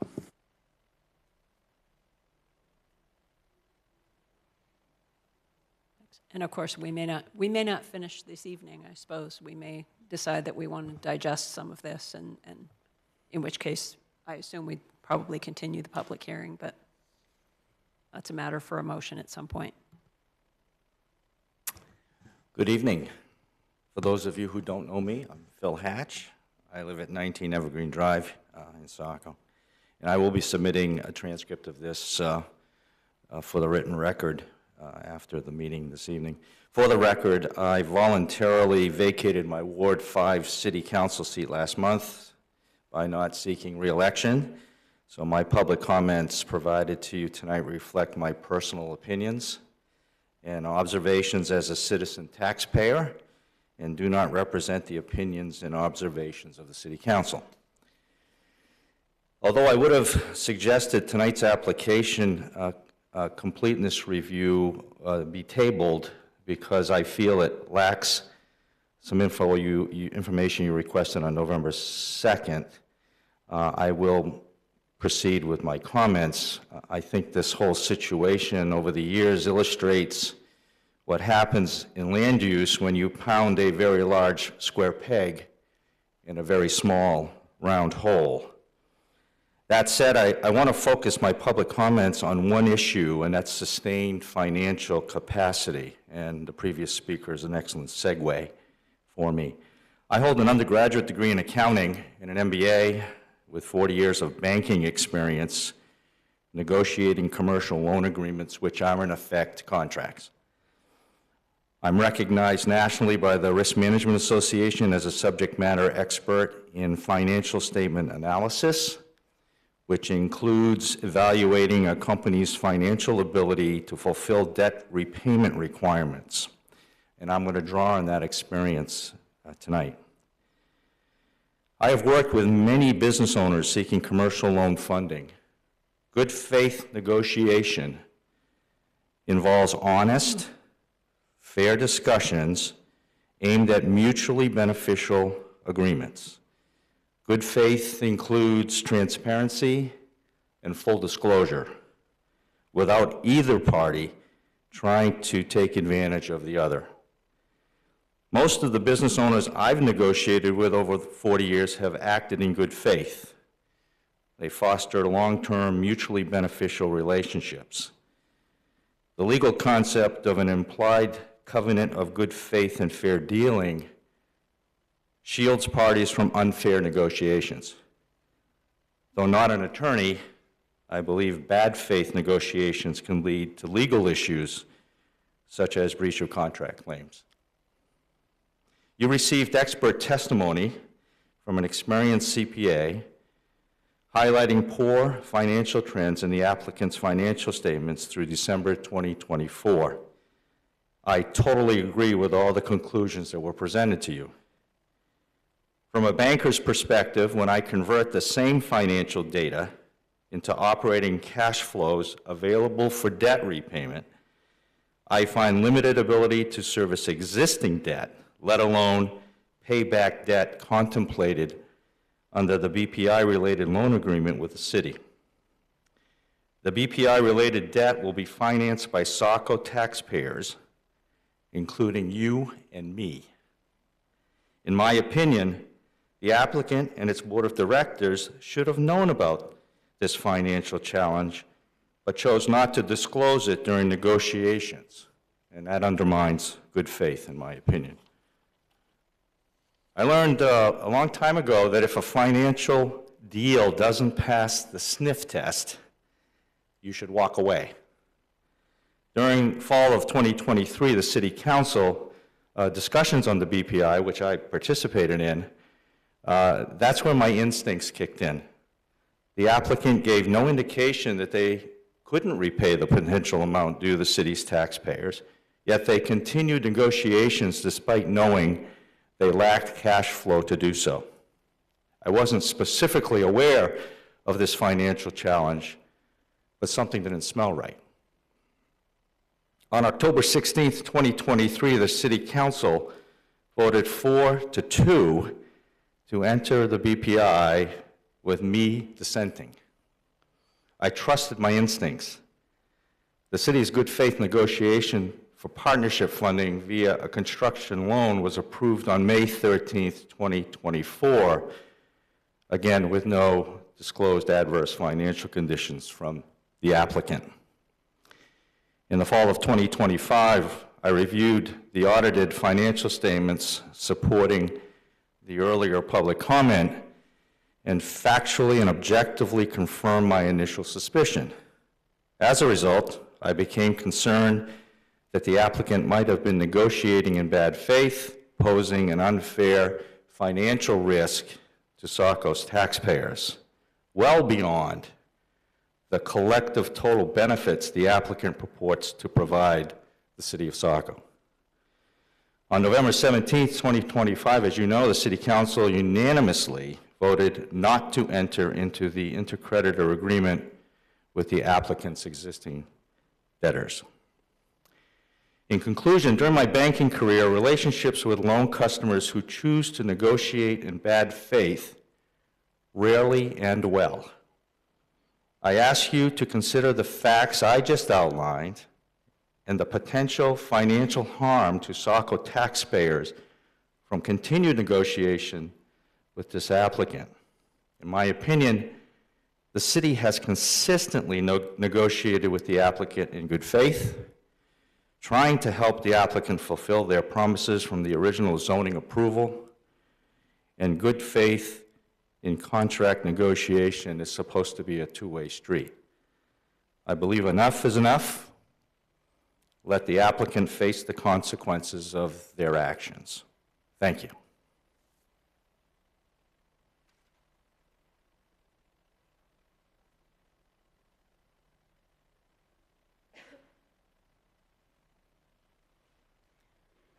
Hello, Kelly Archer, 185 Bradley Street.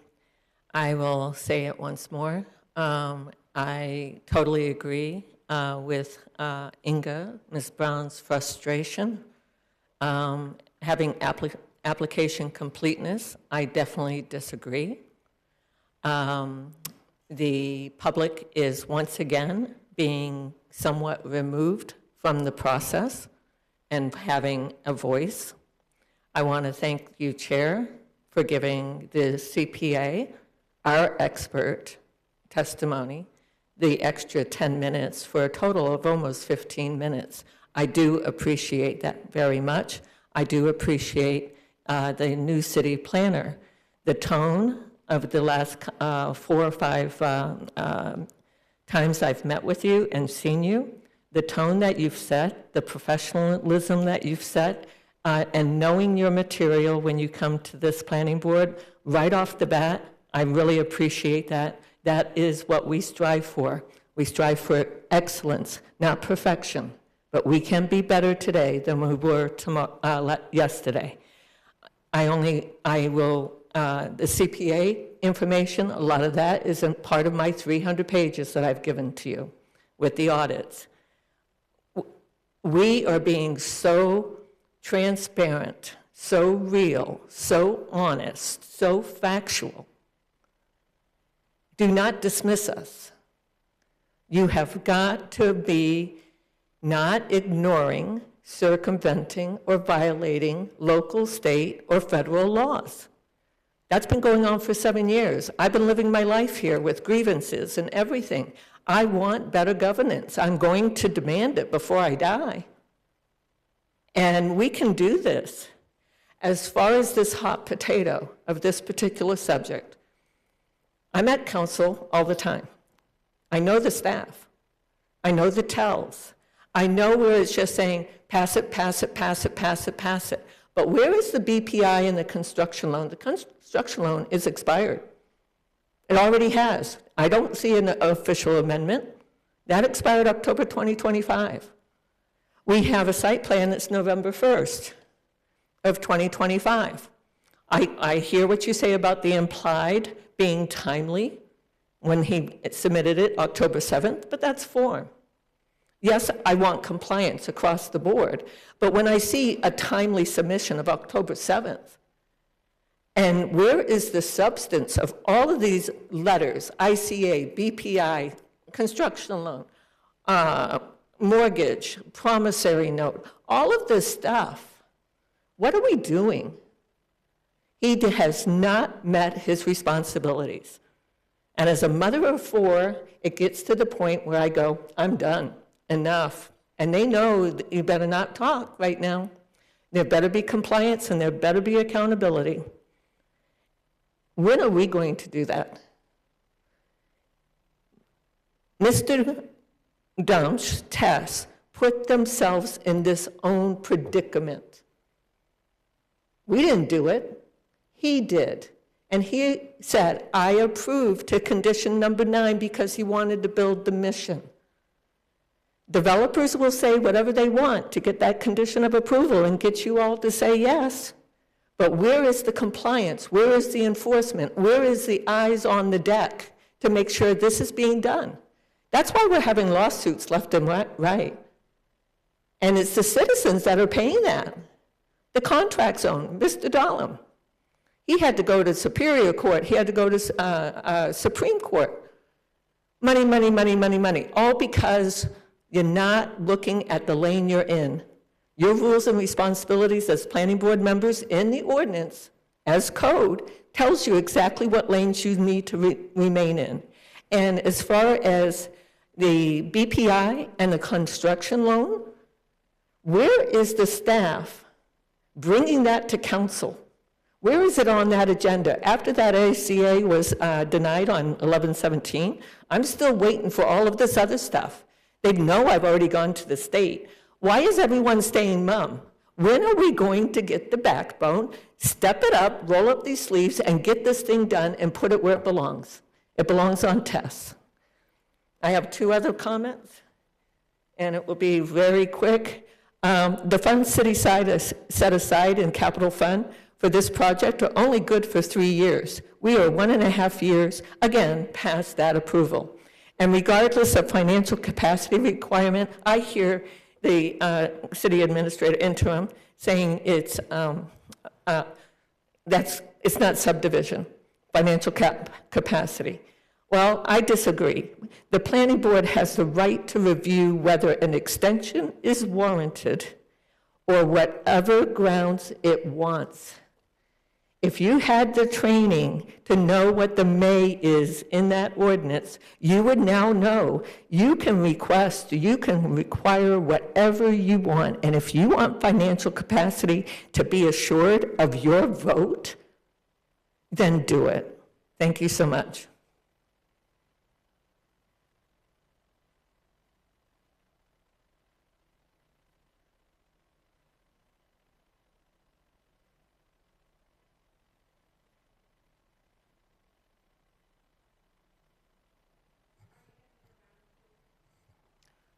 I'm thinking maybe it makes sense to get a little response from the applicant at this point, just having heard some of the questions and comments of the members of the public, and then we can continue on with the public hearing, because it might help to have both sides here. Thank you. I'll take that as an invitation. I hope I don't presume. Thank you for the time. There's a lot of allegations, and they're being presented in such a manner that it's very difficult to sort of chronicle them one by one. And since it took half an hour to present them, I don't think you want me to spend half an hour rebutting them.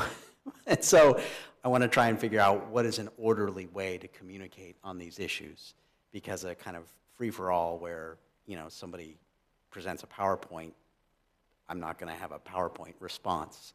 And so I want to make sure that you have the information that you need to make a decision, rather than a sort of one-sided narrative in the public sphere. Many of these allegations call for a response, and I think that that response would be in the form of information, which is what I think you need. And I'm happy to provide information which is responsive and which actually is subject to the standards of what is before you for a review. I would also like to sort of make sure that in so doing, we look at a way to corral the information which is material to the board's review. And I think that there's a risk here that some of the material that's been presented is a little bit off the mark in terms of what the actual issue is before you. So I don't know that I want to go point by point through these things and engage in a process which I think would be escalatory or would turn into sort of an asymmetrical presentation of information in terms of the what's useful to the council. What I will say is these concerns are sort of interesting to hear. There's a perspective on a lot of this stuff.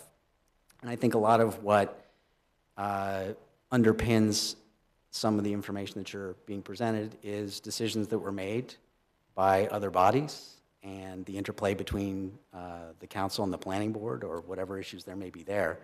And that is in that category of information which I think is a little bit far afield from what is actually applied under the standard and the sort of the project rules that we're trying to govern for the application tonight. And so I really don't want to get into things about how the city is governing itself. Far be it from me to make that presentation. That's the kind of thing that I want to highlight. I don't think I'm in a position to respond on that. What I can say is that this project is something which has some interesting facets that I think contextualize some of the information that you've heard. One of them is that this project is very dissimilar to other projects that the planning board may see in the following respects. Number one, you don't have a lot of BPIs. Number two, the requirement that is upon this applicant is off-site to its property. That usually when an applicant comes to you, they're talking about doing something which is in their own sphere, it's in their own deeded interest. The requirement that was put upon this applicant to construct a left turn lane obviously takes place in an area that the applicant doesn't own. They can't go out in the middle of the road and start carving a left turn lane, and that requires a lot of coordination with the state, which has an interest in that road. I believe it's a state aid road, MDOT is involved. And the public right-of-way is certainly not owned by the ecology school, and so requires a lot of interface with those other bodies, which generates a lot of the sort of issues that you see in terms of some of the communications concerns that you've had. Those are unusual, I'm sure, for the planning board to see. It's not every applicant that has to come out and have a left turn lane as part of its program. And this school, the applicant has done its best to work with the city. There have been some disagreements over time. There have been some changes that the city initiated in terms of the city council for the funding formula. It was originally, as approved by the city council, there was no requirement for the supplemental funding, which we're talking about now.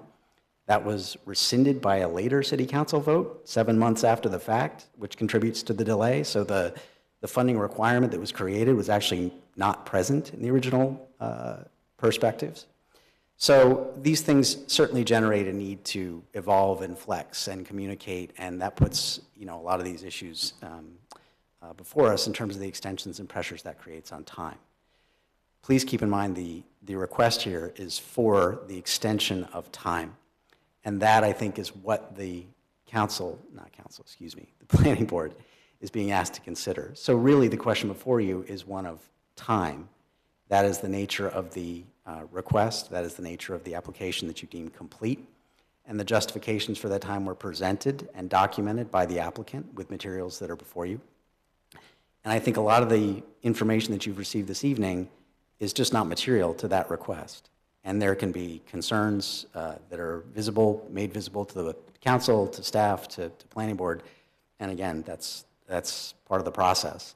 But I do want to try and constrain the planning board's focus and the nature of the information, which is responsive to the application, to the question of time and justifications for time to get this done.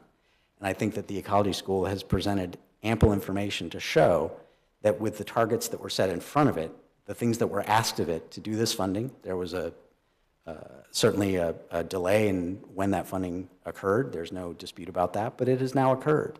And so the target that was put in front of it, the ask that was in front of the city from the council and the planning board was asked and answered. The justifications for the last extension in terms of the technical specifications and needs for design, those have been provided. So a lot of this other information does present interesting topics of debate, and I'm sure that Saco has a robust forum for discussions of public governance, but this really is supposed to be focused on a pretty narrow issue. And so please try to identify information which is responsive to the need for more time and responsive to the need for technical specifications, both of which I think have been presented adequately, and that what has actually been asked of the applicant has been fulfilled. Things that were never asked of them and are impossible to fulfill, we could spend all night. But the targets that were placed in front of the ecology school have now been hit. And an application has been submitted, which is compliant, and the approval of which builds a left turn lane. The rest of this is, again, people can feel about it how they want, and far be it for me to tell people how to feel. The opinions expressed seem very genuinely held. But I do want to try and, again, get you guys a productive process to actually move a planning board function forward on the application and the record that's been submitted. Thank you.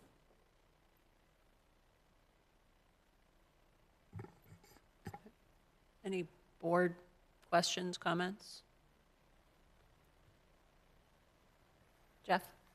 Well, Madam Chair, I mean, there's been a plethora of information that's presented tonight, from both parties. And, you know, obviously with my dissenting vote, I did not agree that there was a complete application. and now we have got more information. There is some research I'd like to have done or to continue to do with the specific condition of capacity, and if it's a technical capacity. If we take out the whole financial piece of it, does the applicant have the technical capacity to pull this off? Well, I would basically say no.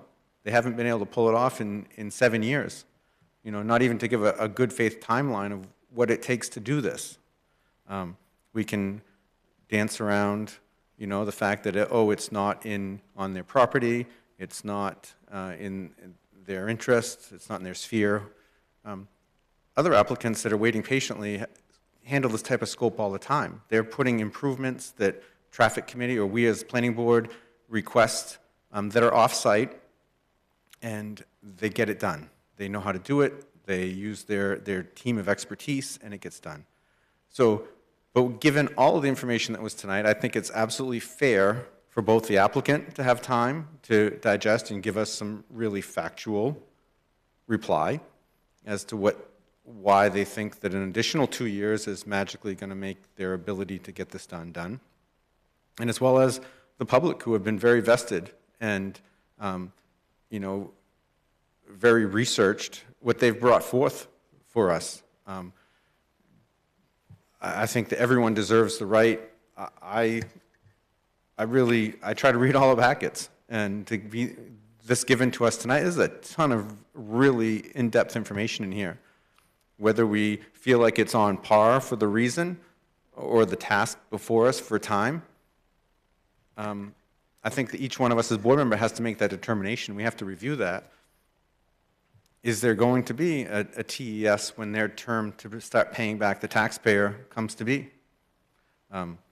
There's a lot of information, so I don't know if you're open. I would be willing to hear the vested interests of other parties if they want to have a second time, a 3-minute to kind of re-summarize so that they can go forth and try to present some really strong defense of what was heard from either party tonight. But by all means, I think we need to continue the public hearing so that everyone has the time to effectively go through the information that was presented tonight before we continue debate on this topic. And maybe even push it out past the January 6th. Maybe it's the 20th, the 18th, 20th. So everyone has time to truly process the data that was provided, because I think a lot of people put a ton of time into getting and compiling this. Thank you. Thank you, Jeff. Any other planning board comments, questions? Catherine's tapping her mic. Didn't want to turn on. I agree with Jeff that, the public has put a lot of time and effort into this, and they deserve to be heard, and I would be fine continuing this to another night for public hearing, for both sides to come back and have answers. I feel the same way.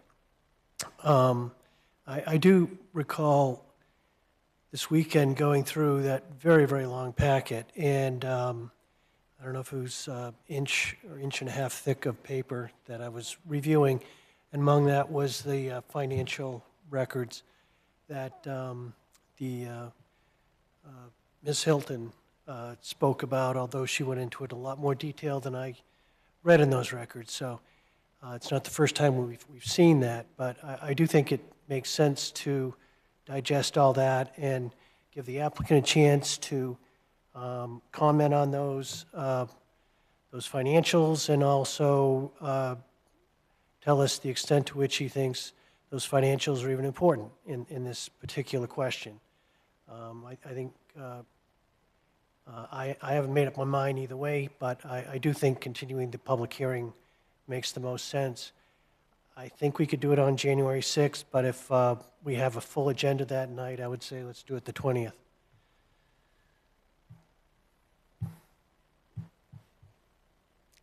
Jeff? Thank you, Madam Chair. Just to kind of continue, I think it's real important. The applicant's representative said that all the marks were hit. I would really like in their response to tell me how are all the marks hit? The financial payments were made, but the whole process was to complete a turn lane. There's no turn lane completed. Nothing was completed. If you're sitting in a class in school and the deadline is you need to have your draft of your report written on this date, and it needs to be submitted in a bound copy a week later, and you just submit the thing at the very deadline, it's not complete. It wasn't done in time. If we went to the tax assessor and say, oh, well, sorry, I know I had a tax bill that was owed to you, and you're about to foreclose, and you're foreclosing today, but here's my payment, they're not just going to say, oh, okay, we accept your payment, your target has been hit. Not after they've gone through the process of starting foreclosure. If you're a farmer and you have a crop growing and your income depends on that, and you say, well, I'll let it go a little bit longer, so it'll get a little bit more mass, it'll have a little more weight in my produce. But then the first frost hits, you can't say, oh, well, I met my commitment.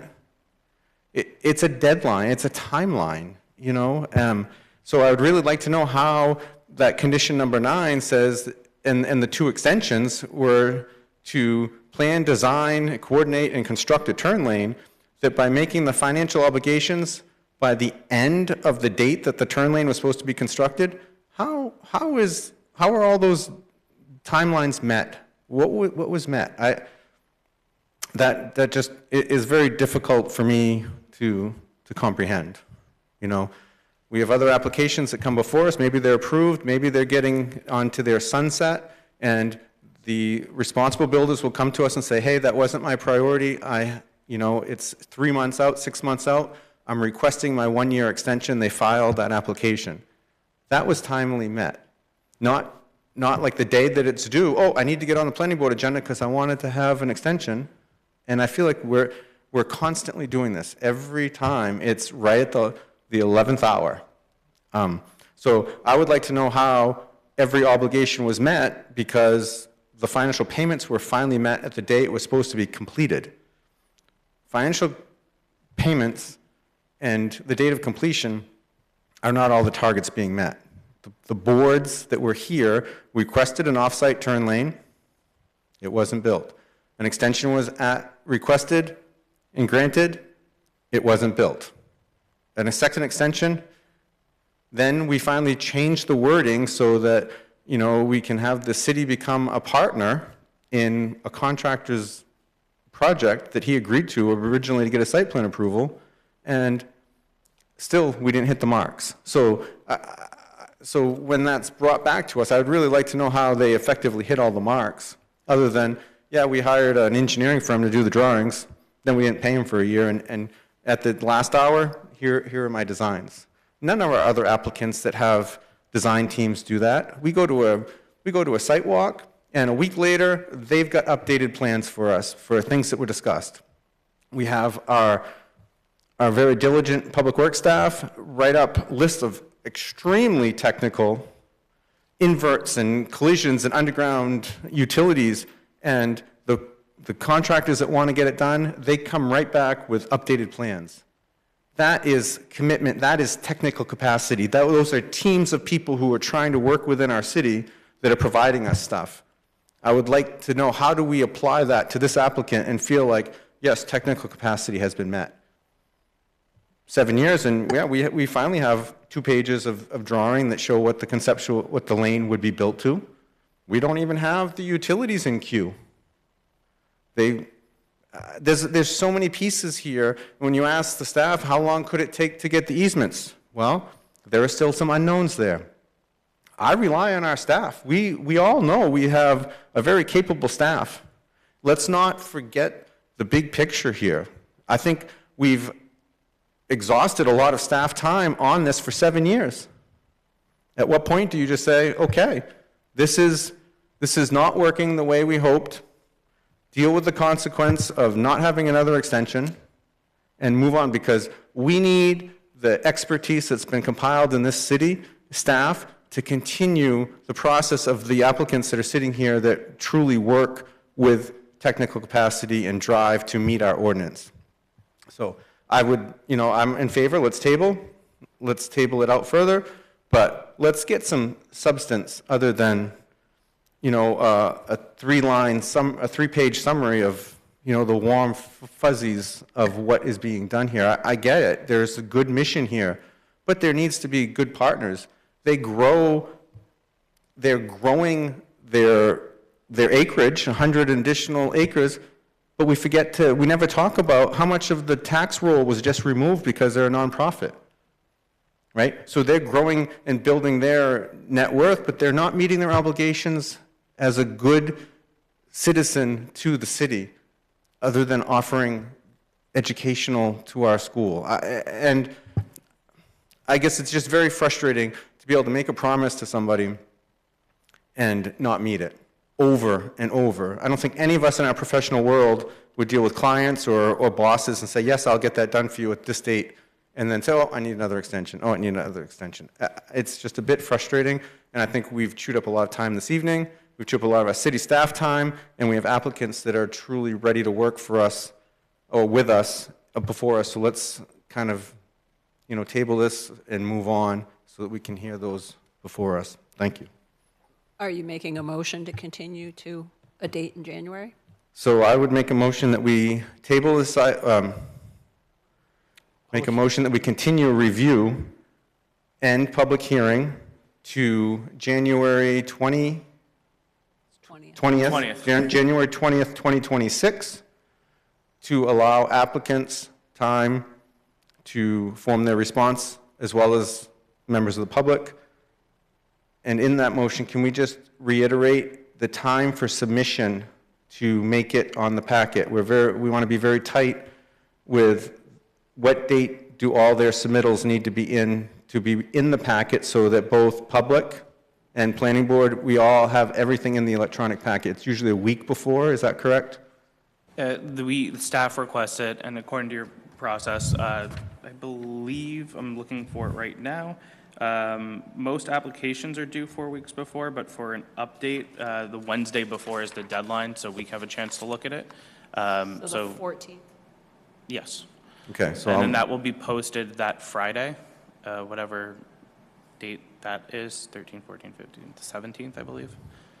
So we'd post that. As of right now, that is the general procedure for planning board packets. So I make a motion that we continue review until January 20th, 2026, with a reminder that all parties must submit their responses prior to January 14th, 2026. Second. Thank you for the motion, Jeff, and the second. Jim, any discussion? I would just like to make a point of order that we do take public comment up into the meeting. So this doesn't restrict any public comment being submitted.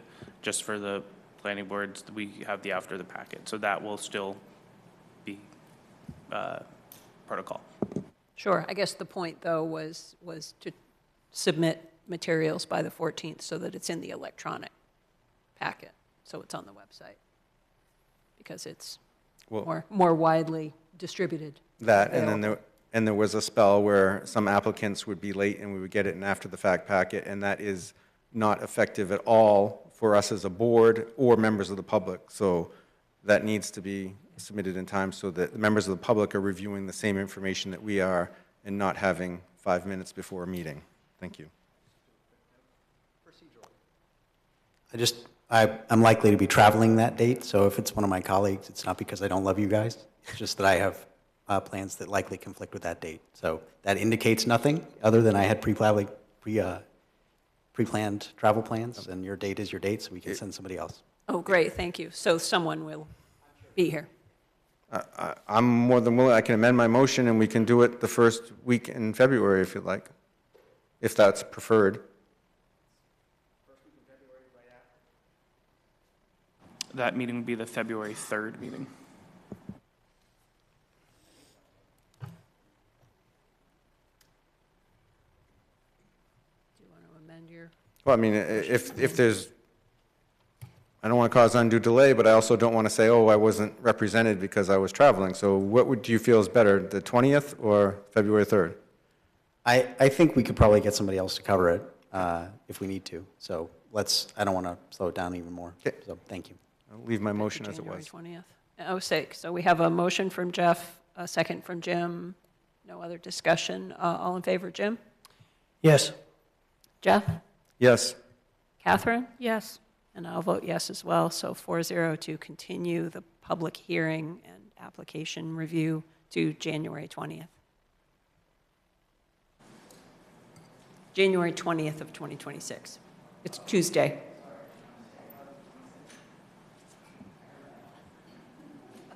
Cheerfully withdrawn. So the meeting, I'm sorry, you said is January 20th, 2026. I heard January 26th. I apologize. I was running the year into that. So it's January 20th? No problem. See you then. Okay, thank you.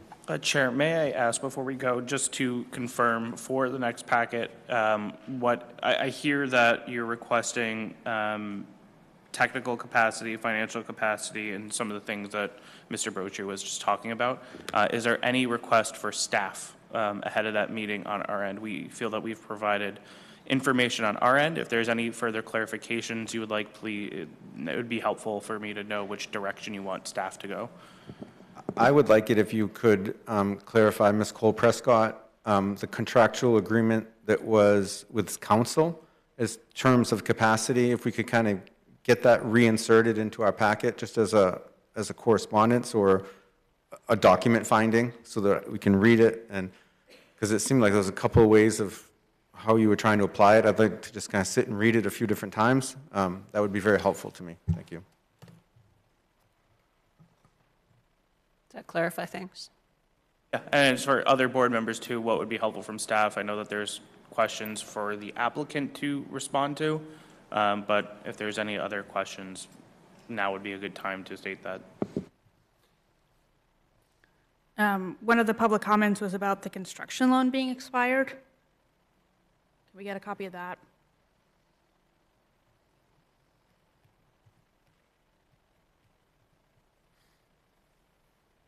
I'm all set. Thank you. Actually, while we're here, can we clarify that on November 17th, 2025, the council agreed not to do the intercredital agreement? What does that mean? Can we get a summary? An explanation of what that means? Because the BPI sounds like it's still an agreement, it's out there, it exists, but there's an intercredital agreement that doesn't exist. So a little bit clarifying would be helpful. I'll just clarify now. There is no intercreditor agreement. There was, and that's explained in some of the memos that you received, that the applicant had requested to enter into an intercreditor agreement with some of their, cost recovery accounts, some of their funding that they already gave to the city, and that request was denied. So there is just no intercreditor agreement as part of this application. It's just not, it was something the applicant was seeking, and the city council voted to not grant it.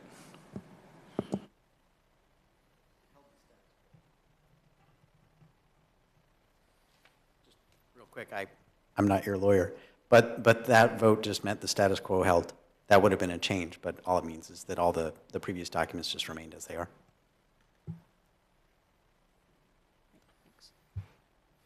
So with that, I think we're moving on to agenda item 6C, 42 Ferry Road. This is an application for a preliminary subdivision site plan and conditional use, continued review and public hearing. Do you have anything for us, Charles, before Yes. I note the recommended motion? Right. So I'll just quickly give some background information. We had a site walk, a very productive site walk on Friday with members of the public, the applicant, and the board members who were present. The board had requested a couple of documents related to the project. And after talking with the applicant, expecting a new submission sometime soon this week, we figured that it might be better to let the applicant have more time to complete some of those drawings that the board requested, update material based on previous comments, and then come back to the planning board with a more complete staff-reviewed application. So we weren't just, kicking around the same information or questions or concerns. So they have put in a request to table.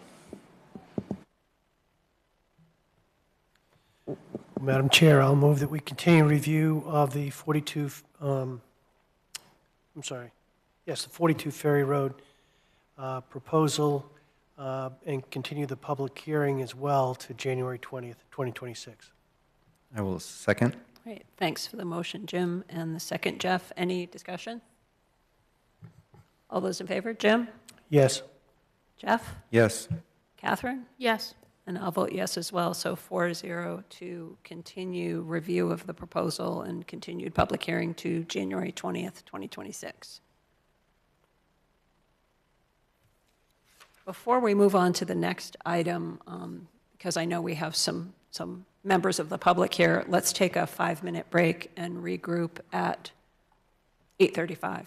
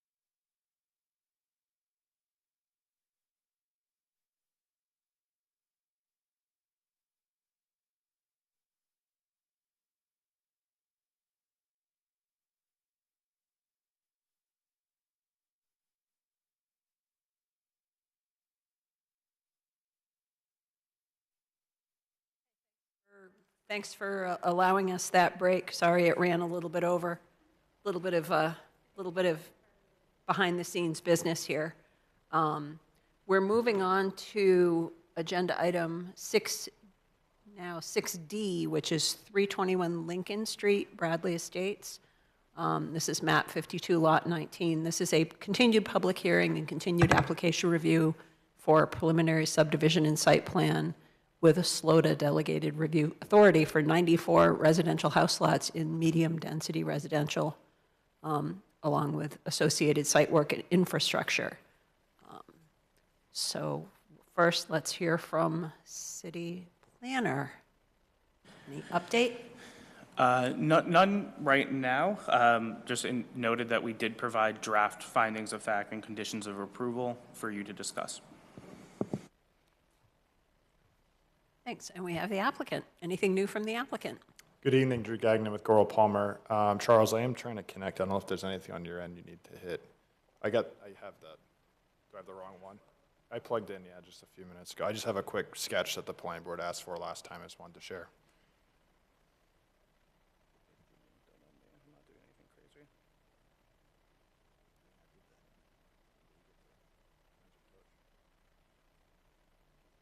The other took a while on her computer too.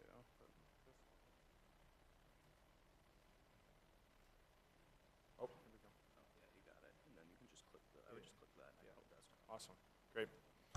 Thank you. So this sketch was included in your planning board packet that was provided a little over a week ago. This is just the request for trash and recycling locations if Sparrow Lane was to be private. So again, we are still proposing that as a public roadway with a waiver for the street intersection separation. This sketch essentially just shows what it would look like with 4 houses that are on Sparrow. Again, under a private road condition, bringing it to the roadway and the 2 bins each lot. So again, I think what I'm trying to convey here is that it doesn't seem like there's a wall of recycling and trash bins in this case. So again, we're not proposing a private roadway at this time, but if the board decides that it should be private, back to our original proposal, then this is what it would look like. We had a pretty productive site walk last week. It was very cold, but we had a good turnout, and I just wanted to reconvene on, we stood around the lots 2 and 3 right here, and we talked about some of the grade changes happening on the lot. The site walk was relative to this blue line, which is the proposed fence for the quarry. So we went around the entire quarry here, and we stood here, and we were talking about how some of the elevation is going to be brought down a little bit. And this is just a quick sketch. It's very approximate, but I think it tells a good story in terms of the change in grade from Blue Jay Drive and these lots, which is 2 and 3. So the red area shows between a 3 to 6 foot cut. So that would be basically along that ledge that we were standing on, that rock, as well as some of the grade around it. The orange shade is a 0 to 3 foot cut per se. So it's this, pretty limited to this area. The rest of the site obviously goes up and down too. So this is a little bit exaggerated in terms of just the sketch, but I did want to show this is kind of the intent of the roadway. The reason why we're not kind of following existing grade there a little bit more is simply because roadway curvature wouldn't really allow you to go up and down so quickly. So we kind of split the difference between where we want to get to and where we are with appropriate grades. So that's the reason for the cut. I don't think it's very widespread. This is pretty localized to just these 2 lots. And you can see the gentler slope on this side, I'll say the east side of the quarry, that we talked about that getting down to a more gentler slope and why we're not fencing that portion in. So again, I'm happy to review any of that. This is roughly what we talked about at the site walk. I just wanted to reconvene with the planning board, and this sketch was requested. The only other thing I wanted to mention is we did review the findings of fact, and I just have 2 comments on them for city staff and for the planning board. The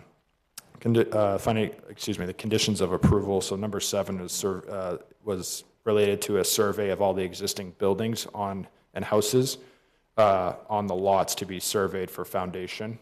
And we're amendable to that if the house placement is within 5 feet of a setback. So if it's not, some of these lots are big enough where, And again, the houses shown on here are preliminary, so some of the houses may change in size a little bit. If we're not really close to the setback, we think it's a little unnecessary to have every single one surveyed. If we're going to be within 5 feet of the setback, we're comfortable surveying that to be sure we're in the right location.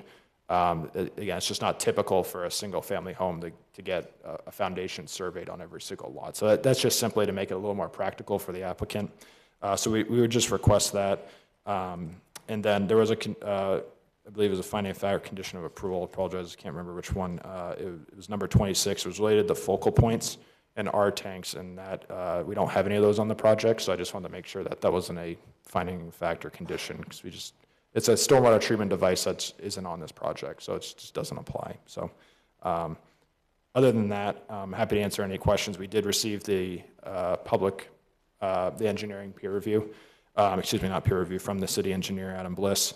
We responded back to that, which was in the application package, and I think we've addressed the majority of the comments in there, and there may be a few things to go back and forth on in terms of under final subdivision, but we've responded to all the comments, and we feel like we're moving positively forward with all that. So I'm happy to answer any questions that the board may have. Thank you. Sure. Any board? Jim? You were talking a little fast there.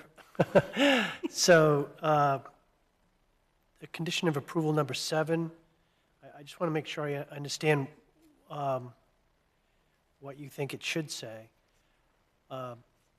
So are you saying that the building foundation shall be surveyed by a licensed surveyor prior to the start of the foundation construction in an instance where the foundation will be within 5 feet of? A setback line. 5 feet of the setback line? Correct, yeah. So obviously, we got to fit within the building setbacks, so we just wanted to add that onto it, so that if the house is a lot smaller than the lot and it's 20 feet away from the setbacks, really not necessary to get a surveyor to locate where your foundation walls are going. That can be done by the general contractor, so.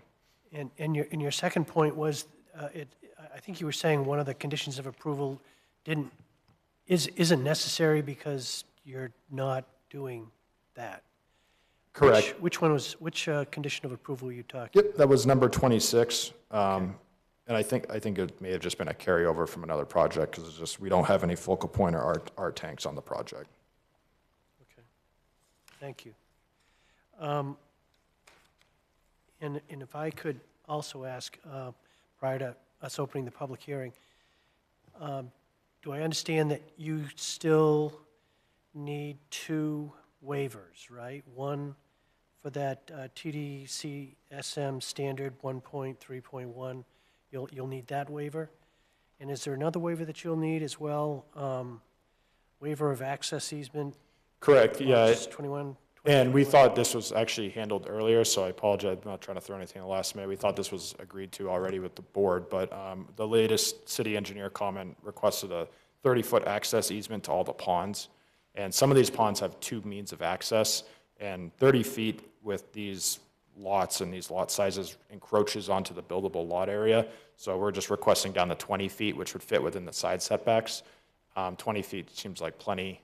Some of these access easements don't even have pipes associated with them, so it's just enough to get a mini excavator in there, and it feels plenty wide at 20 feet. So that's our request. And again, we thought that was handled through the previous, so we just want to address that formally when we got that comment. So yes.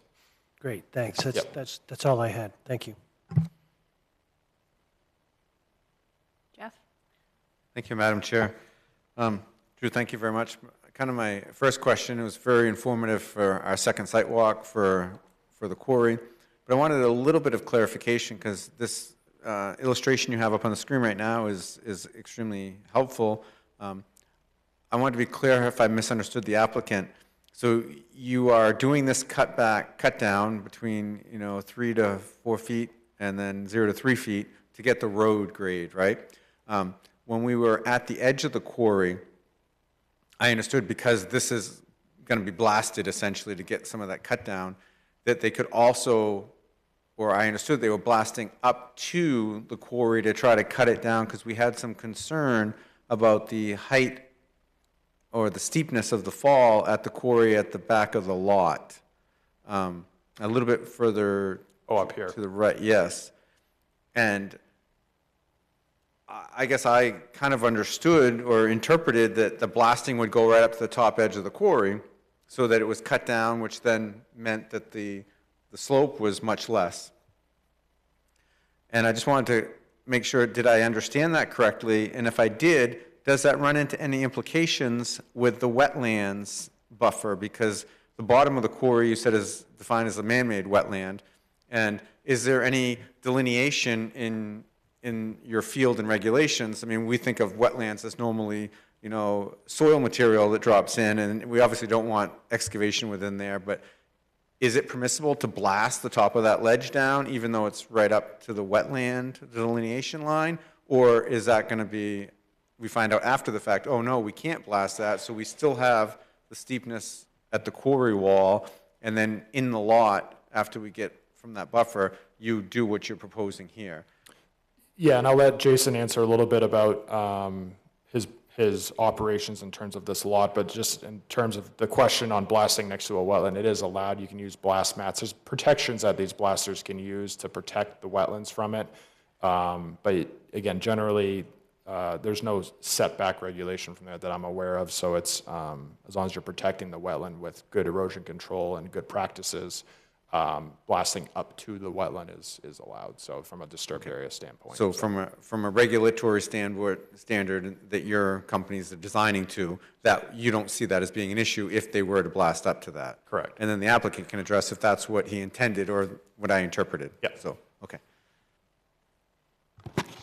Good evening, Jason Labonte, developer. Yeah, Jeff, no, you're correct. This is kind of the first time I'm kind of seeing this map as well. So basically, that red area is going to go right to the edge, so there won't really be any yellow between those steep contour lines and that red that's on your map that you're seeing right now. So yeah, wetlands don't have any type of setback or any type of buffering around them or whatever, so we can go right down to that water edge and do any work that we need to do. But yeah, the communication that we had on the sidewalk is accurate. We will be taking the top of that ledge down right to that very edge.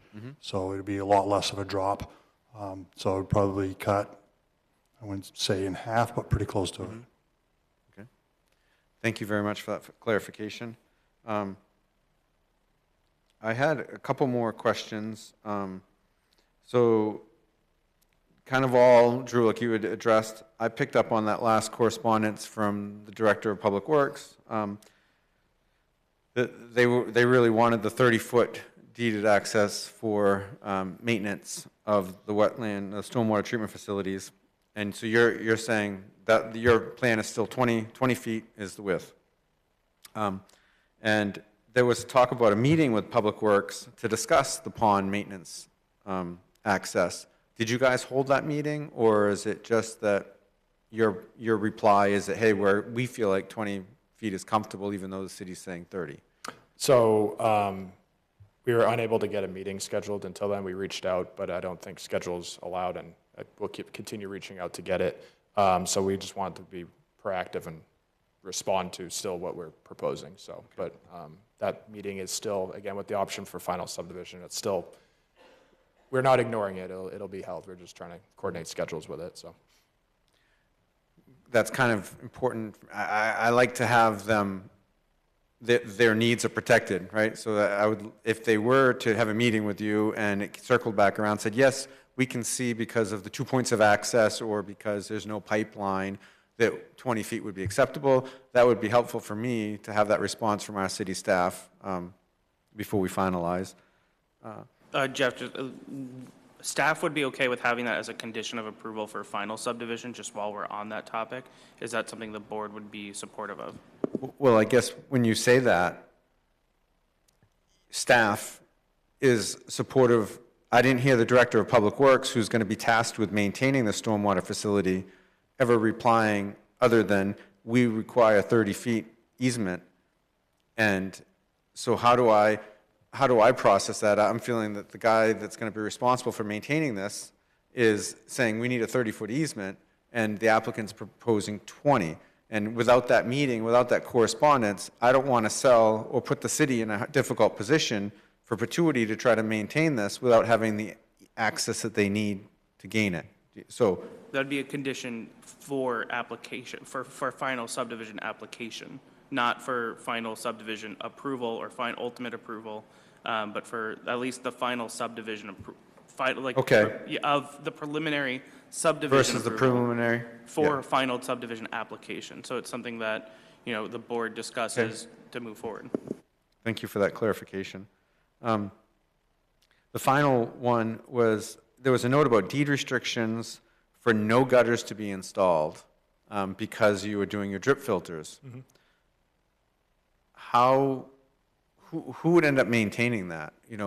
So it sounds like it's an important part of your mechanism, which, every time you or other professionals have presented this as a board member, I'm like, well, it's kind of neat, right? You're able to have a less evasive stormwater treatment facility by having the strip edge, but who's going to maintain or guarantee that nobody buys their house and puts gutters on it? Because then it defeats that, and all of the hard work that you've done isn't sure. I mean, because there's not going to be an HOA unless there were to be a formation of that private road, or the city does not take over the open space, right? So that because the plan was not to have an HOA.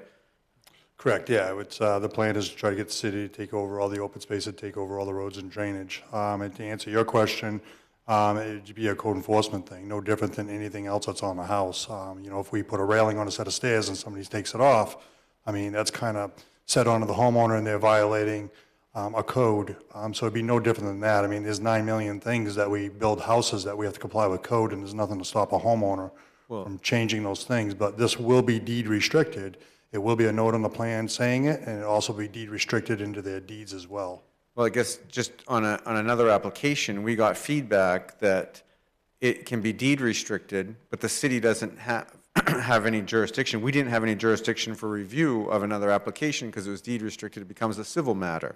And I just didn't want to have it that our code enforcement, all of a sudden 30 houses on Skyline Drive all put gutters on, and it affects your flow, your runoff, right? And Drew did his job to a T, but now because these gutters, there's more water flow.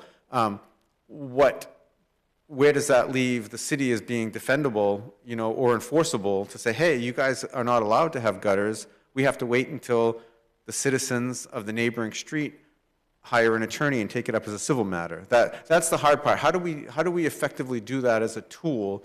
And it's a really great question. I know what you're trying to get at, Jeff. So what I'll do is I'll talk to I think the town attorney is going to weigh in heavily on this, but I think we could deed restrict it to the point where we can give the city the ability to enforce it. So I don't think it's something, and plus this is part of a DEP permit, so we could actually put the DEP permitting on the subdivision, so it'd be deed restricted, and everybody has to follow the DEP permitting, in which in this case, that would be part of it, and we can actually probably put in some sort of language to say that the city of Saco has enforcement on it as well, especially if they're going to be taking over the DEP permits.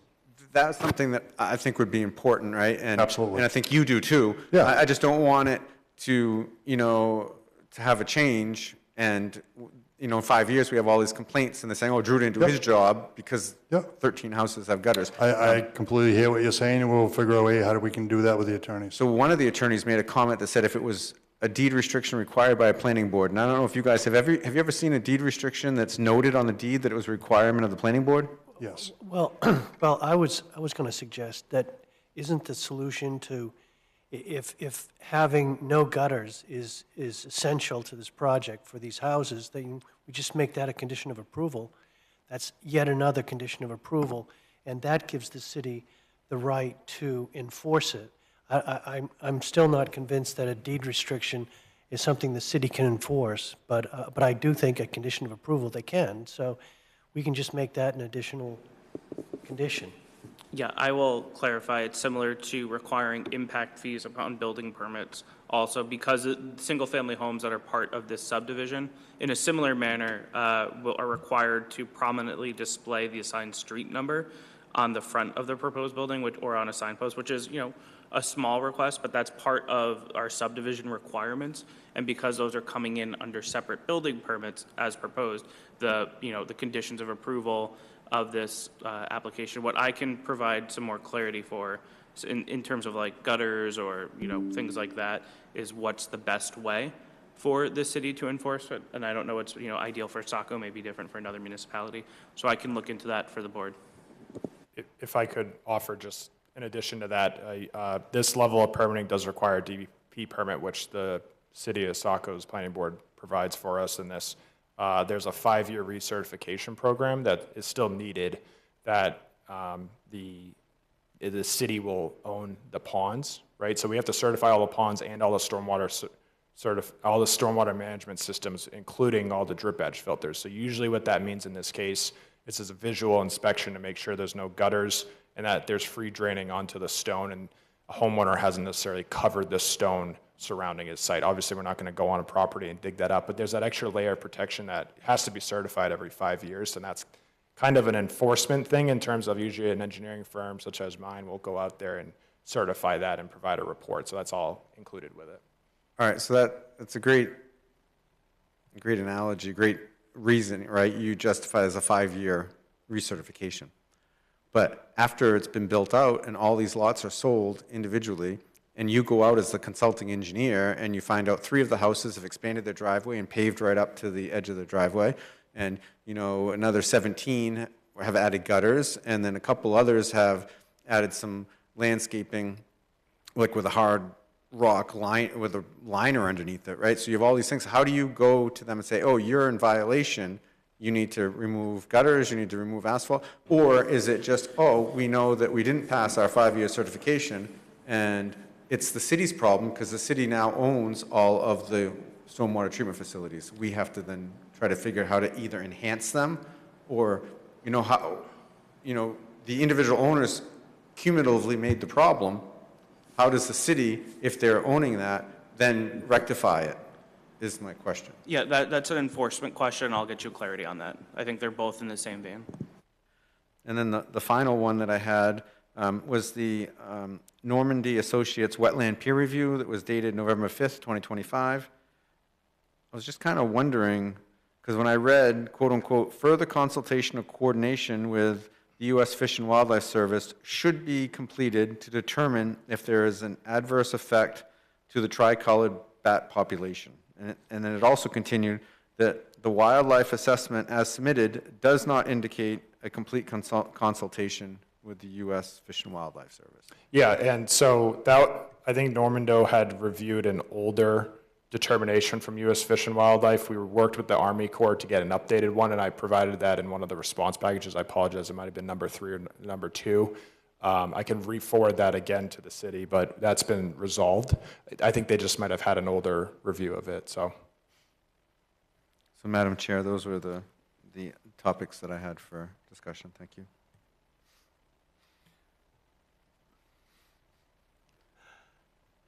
Do you have anything, Catherine? Madam Chair, I don't want to beat a dead horse here with this gutter question, but at least in my house, if I didn't have gutters over my, at least the way my garage is constructed and my front door, I wouldn't be able to get out in the wintertime with all the snow and ice falling down in front of it, my garage or my front door. So, so how these houses are constructed will, I think, depend upon, whether or not homeowners get anxious about having gutters on their homes. So are the homes going to be constructed in such a way so that, garages and entrances and exits of homes aren't going to require gutters to be able to have access? So I'm going to get into the weeds a little bit on how this works just because we're here, but essentially what we do when we size these systems is we only assume like 60% of the roof actually gets to these drip edge filters. The reason being, for stuff you just said, there's walkways that abut, there's driveways that abut a garage. You're not going to be able to put a 2-foot strip of stone between the two. So the gutters are really intended, you can have it in front of the garage, you can have it in front of a canopy if there's impervious area underneath it. So we made an assumption that, and I can't remember the number, 60-70% of the roof goes to drip edges. The rest goes to the stormwater facilities. So it's really just a balanced equation, and we had to make some assumptions for that. So the intent is that the gutters are not over the drip edge. It does not mean you can't put gutters over a garage opening for icy situations like that. And that can get clarified, I think, and I think the solution here is a subdivision plan note that clearly states this, because the subdivision plan is also going to have the impervious area restrictions for each lot. That's really common in a subdivision to have that. So that kind of, again, I know there's an enforcement question regarding that, but it will be recorded and then the deeds refer back to the subdivision plan. So that's how it all can get enforced. So if we are going to use a condition of approval to say no gutters, what you're saying is you're really not prohibiting gutters completely from these homes. You just don't want them in certain areas around the home, but in certain areas they can be. So perhaps you could help the city staff formulate an appropriate condition of approval that would accomplish that. Yeah, no, I agree. No gutters over drip edge filters. Or something. And Drew, there's not a condition of approval about the no ADU promise too. Is that something that's included in the subdivision plan itself? Yeah, we're still committing to that. So that wasn't intentionally left out on our end anyway, so. Because I'm thinking, I mean, at the very least, I mean, if that's a deed restriction, perhaps that could also be a condition of approval as well.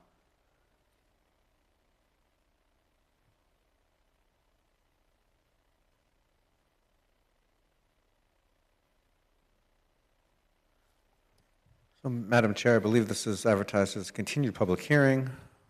Looks like we are pretty much most of our comments. I move that we reopen the public hearing for 321 Lincoln Street. Second. So moved and second to reopen the public hearing. Do we want to talk about the waiver request or wait on those? I think we've had quite a bit of information passed. I think it'd be important to hear what the public has, and maybe not close the public hearing, and then we can deliberate on that next piece. Sure.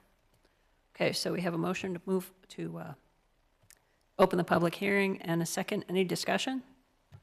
All those in favor? Jim? Yes. Jeff? Yes. Catherine? Yes. And I'll vote yes as well. So public hearing is open. Anyone who has questions or comments for the public hearing, come forward to the podium, speak clearly, identify yourself, name and address, and we're really trying to limit to 5 minutes with the initial comments. Here we are, all 10 of us. Everybody's tired. Everybody left, which is good. Basil Arabatsis, 52 Plymouth Drive, Saco. And obviously, we abut the property from the church. Unfortunately, for the sidewalk last week, we had services in the morning, and then the last meeting, I had to be out of town for church business. The last time it was discussed, so I had to miss those two. And I have to say, number one, a lot of our people are tired because this is the third time going around the same property. Things have shifted a little bit, but a lot of people are tired, and they're saying, you know, we knew we couldn't fight City Hall, and it is what it is. And I can see that. I'm very tired. I don't want to be here tonight either. I have a very full schedule like all of you. I just want to get to the point of what I think is very important. Number one, again, the traffic. I think the traffic is a huge issue, not a big issue. And if you speak to people that have been in Saco for more than 10 years, everybody will say the same thing, that the traffic has become irritating and dangerous because, again, as with fluids, the more fluid you try to pass through the same pipe, the same road, everybody has to move faster, everybody's more aggravated, there's more of that, what they call road rage, but you can see it everywhere. I've been passed on Ferry Road by people left and right. I'm sure many of you have also. And I think it's a very dangerous situation. And obviously we had the death of the lady there a year and a half ago at the very beginning of Bradley. Everybody knows what I'm talking about. So I think the bottom line of that is the state recognized it, where literally we have 2 exits using the same ramps. That's how close they are to one another. I grew up in New York City. It reminds me of that. You kind of squeeze more and more things in the same place. So I think that's a real issue. And I mentioned before, I think anything more than 30 units is not really appropriate because The example I will use, right at the entrance of the church, on the left side, there's a log cabin. It's a single-family home. There's 8 to 10 vehicles there. They use it for business.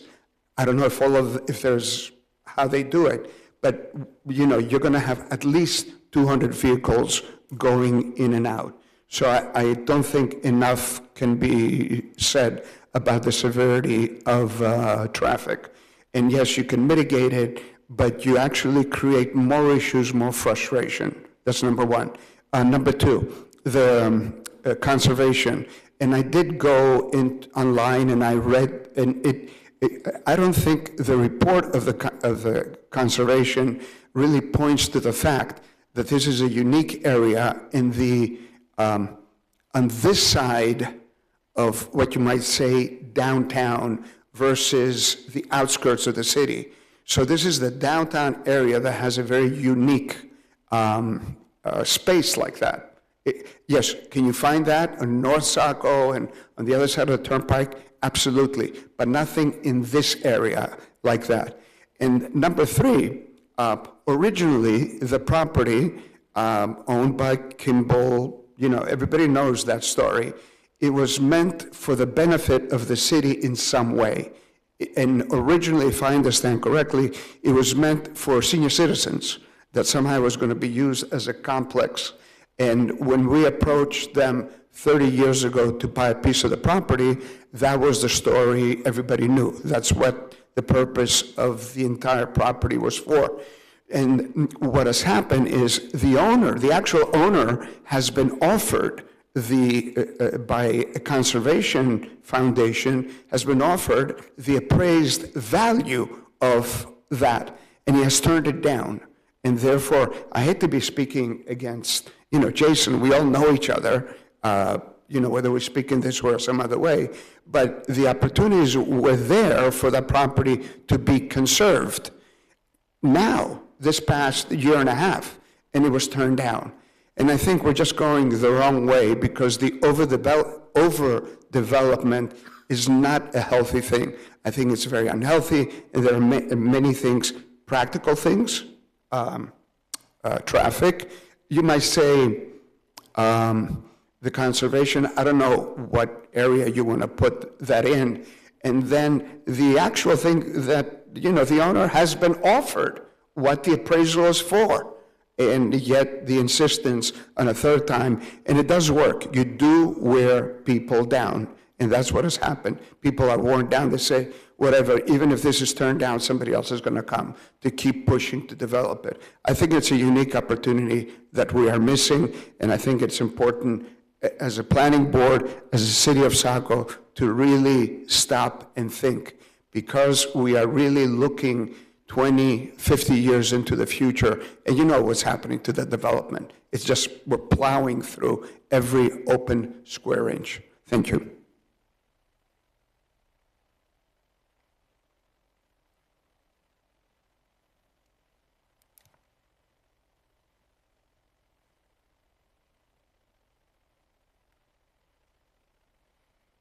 Hello once more. Kelly Archer, 185 Bradley Street. As Father has mentioned, and this has been going on for years, I am all for putting things on the record, and this is going to be for the video record, and just to be there in case anybody in the future looks back at this. I have been very concerned with the City of Saco and the Deering Trust on a sale that was not in obeyance of the charter. They sold that, and I will use the word illegally. And that has been part of the grievance, and Deering Trust was on the council executive session last night. And so I don't know where that's going to go. And it's not just on that topic, it's on many, many grievances.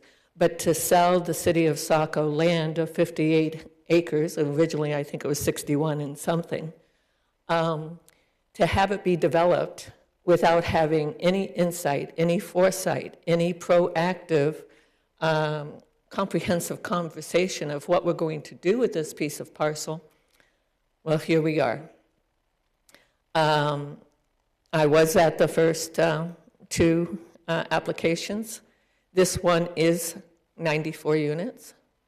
I am accepting of this, of Jason. As you notice, there's not a letter in your portion of the packet of 321 Lincoln Street this time around.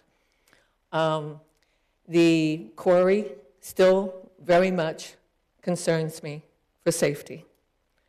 Something needs to be done besides that blue line of the fence. As we said, as far as, it was just a week prior to Miss Lee passing away, we said somebody's going to die. And then it happened. Please, let's not do this with the quarry.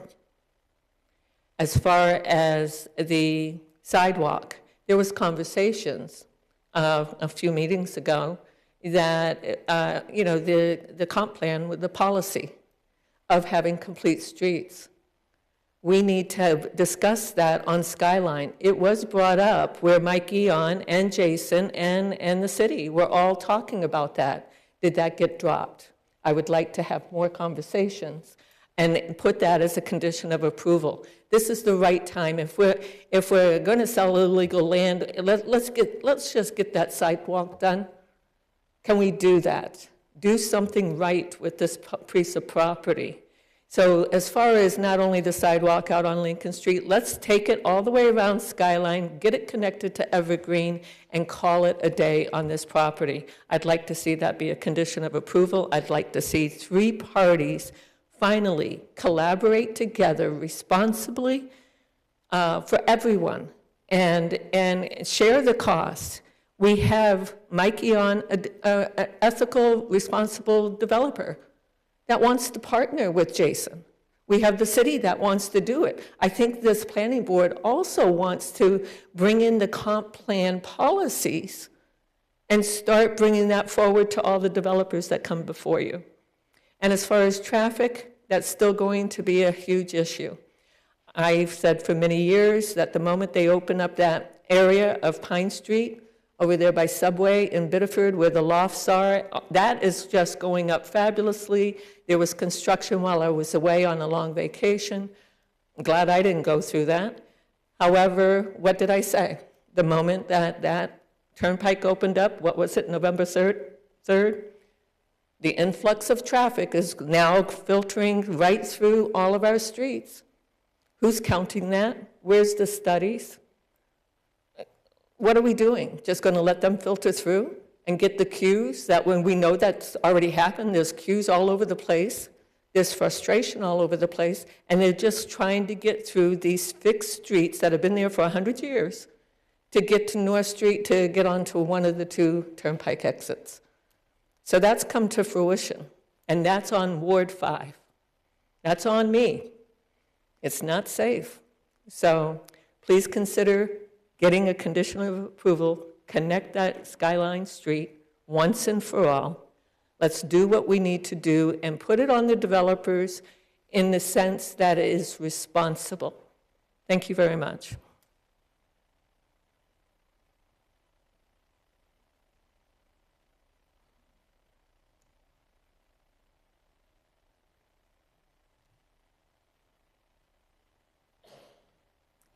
Hi, Inga Brown, 161 Simpson Road. It's a long night, and I promise I will be very short here at the podium. I certainly agree with Father Bezos that a lost opportunity was certainly evident here.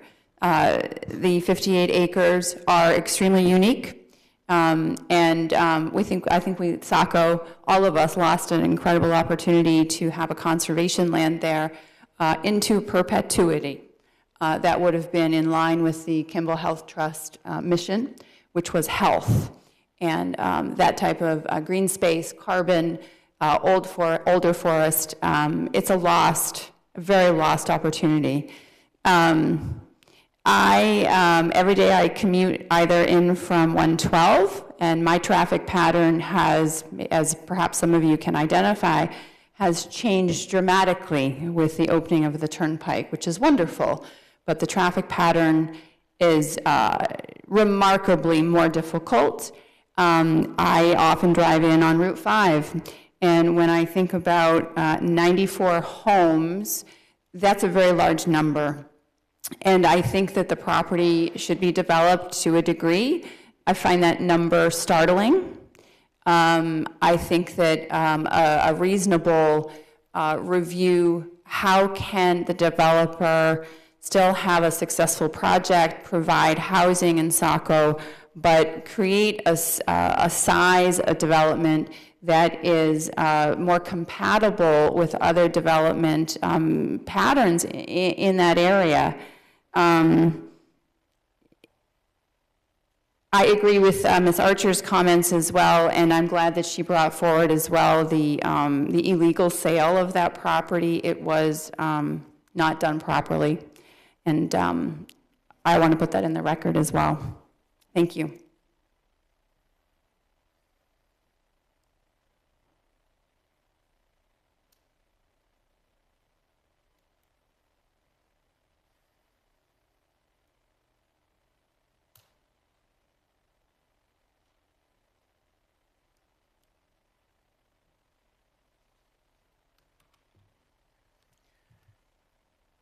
Madam Chair, seeing no one wishing to speak at this moment, could we maybe just bring it back to board discussion? I think we could touch on, you know, we haven't really decompressed about our site walk. I'd like to touch on the fence, what my thoughts were on that. Maybe we could also hear from the applicant if there has been any more forward progress on that sidewalk with Mike Eon. That would be helpful, because I too thought we had a pretty positive momentum going there, and I don't know if you just ran into some glitches and have some feedback from that. That would be helpful for me.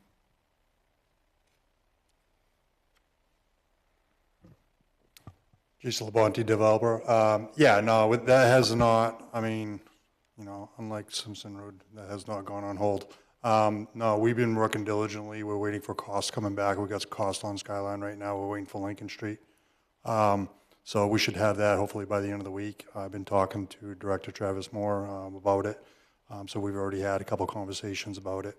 So it's just a matter of just fine-tuning basically the cost. The city's already willing to cough up the difference. They got money put aside. We're willing to contribute the frontage that we have onto the Lincoln Street side as well.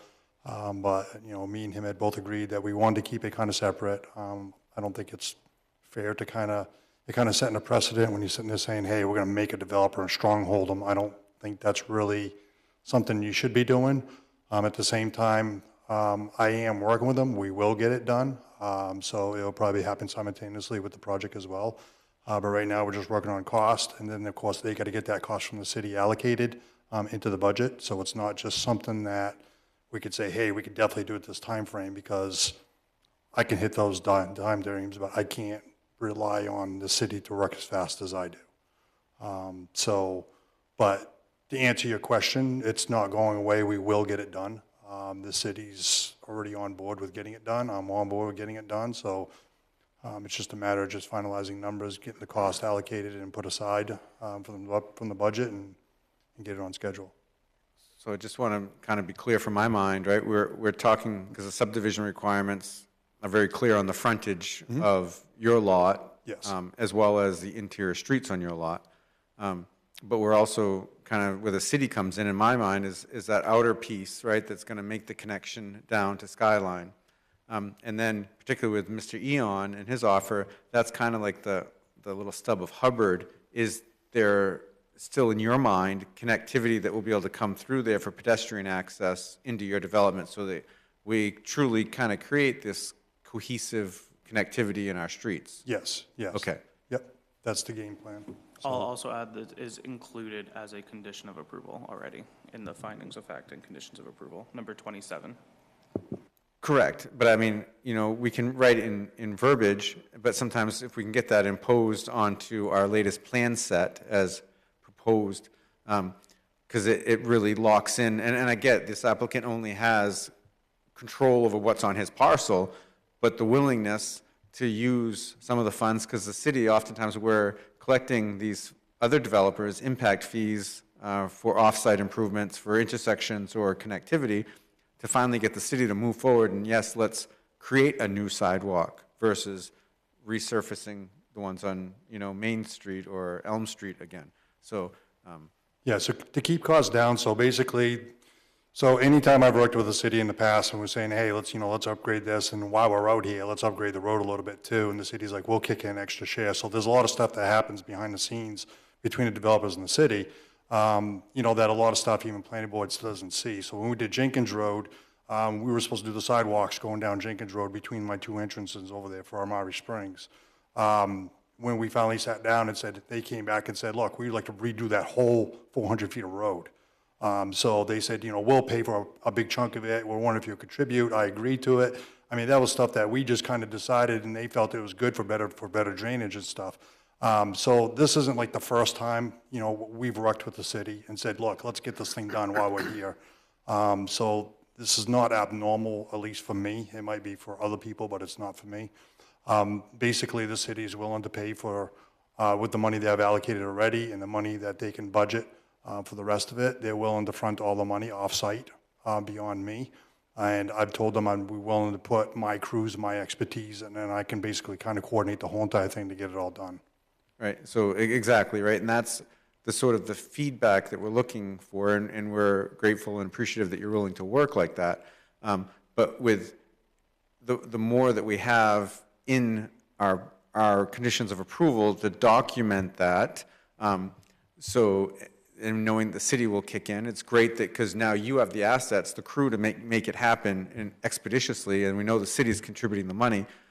We're hearing from the public, and we're hearing or know from our own feedback that, traffic and safety is a concern out there. It's been a concern, and Mr. Eon and Mr. Lasky, they talked about the school bus stop that was out there on previous applications. So getting some sidewalk is important, and because your traffic count is two under, right, that off-site implement, your willingness to do this, but getting it documented, I think is our duty, right, to really kind of solidify that for the citizens. So if we could, as we move towards this condition, but also as we move towards final, we get some of those conceptual areas on there, on the print, I think is important. Yeah, I would also clarify that in our subdivision ordinance, it says that the planning board may require that the sidewalk be extended for a reasonable distance. So it is on the planning board, it's not on city staff, so just to clarify, and that includes connection with existing sidewalks or destinations such as bus stops and our schools. And I'll confirm with the applicant that the city and him have had conversations about the sidewalk. We're still getting pricing, final decisions, but once the extent and that is all be handled, I think that should be part of future conversations for sure. So I agree with you, Jeff. There's certain things that's going to be difficult to put on plan. So you take like Skyline Drive, for us to go engineer the whole entire thing, it costs a ton of money. Public Works is already doing that in-house. So they're going to come up with their kind of hand-drawn design of what they want to do. So for us to sit there and say, hey, we're going to show it on plans, that's not something that we're doing. That's something Public Works is doing. This is why it kind of makes it a little more complicated. They have the ability, they get their own in-house engineers, and they say, hey, this is what we want you guys to do. And we just throw a price at it and say, okay, yeah, we can get it done. Typically, I can get it done cheaper than the city can. Yeah, but I mean, I think like the city planner just pointed out, right, we're requiring our ordinance to be fulfilled for the frontage and extending it to Skyline Drive. So that piece is going to be on your scope of work. Granted, you'll be working on the Skyline piece with the city, and so I would expect the engineering to be done for the Lincoln Street portion, and all we need is a little highlighted line on Skyline saying that, hey, we're intending to be a joint effort with the city on this piece per their design. Even part of Lincoln Street is part of the city because there's already money allocated for that. They already got $40,000 out, or $40,000+ allocated from a previous project that never got done, which is probably like 100, 200 feet down the road from my project. So we were just looking at doing the frontage. That money is going to basically bring it almost all the way down to Skyline, and then the city's going to kick in the remaining whatever it was, on 80 or 100 feet or whatever it was, and then all the way up Skyline back over, I can't remember the other name of the road. But basically, they're going to cover that last section down. So I've already been talking to Public Works. We've already got this figured out. So we've been working on this for like a month and a half, 2 months, and we're just kind of saying, look, we could just do this outside of planning board. We don't need planning board to dictate what we're going to do, because Public Works has their ideas of what they want to do, and I'm willing to work with them. So I don't think this needs to get dragged into this project, because this is just something that just kind of is not needed, and we're already working with the city to get it done. I have no problem putting on the plan for the frontage we have. That makes more sense. Well, I view as a planning board, that extending a reasonable distance to the next connectivity is Skyline Drive, and that falls under that burden. And I just think it's tough, because I don't want to, kind of look a gift horse in the mouth that you're willing to work with the city for this other piece and make it all happen on their design. But I think regardless, it's important that that portion to Skyline is part of that extension, a reasonable distance from the planning board to make happen in the scope of this project. But I think the city already sees the benefit, where I could probably save the city well over $100,000 using my crews and my expertise in coordinating all of it, where they don't have to do it.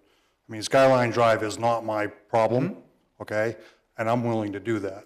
And I'm willing, and I could definitely, look, when these contractors go up to the cities, they say, look, the city's going to sit there, we're going to get it done, we're going to have to wait 60 days to get our money, blah, blah, blah.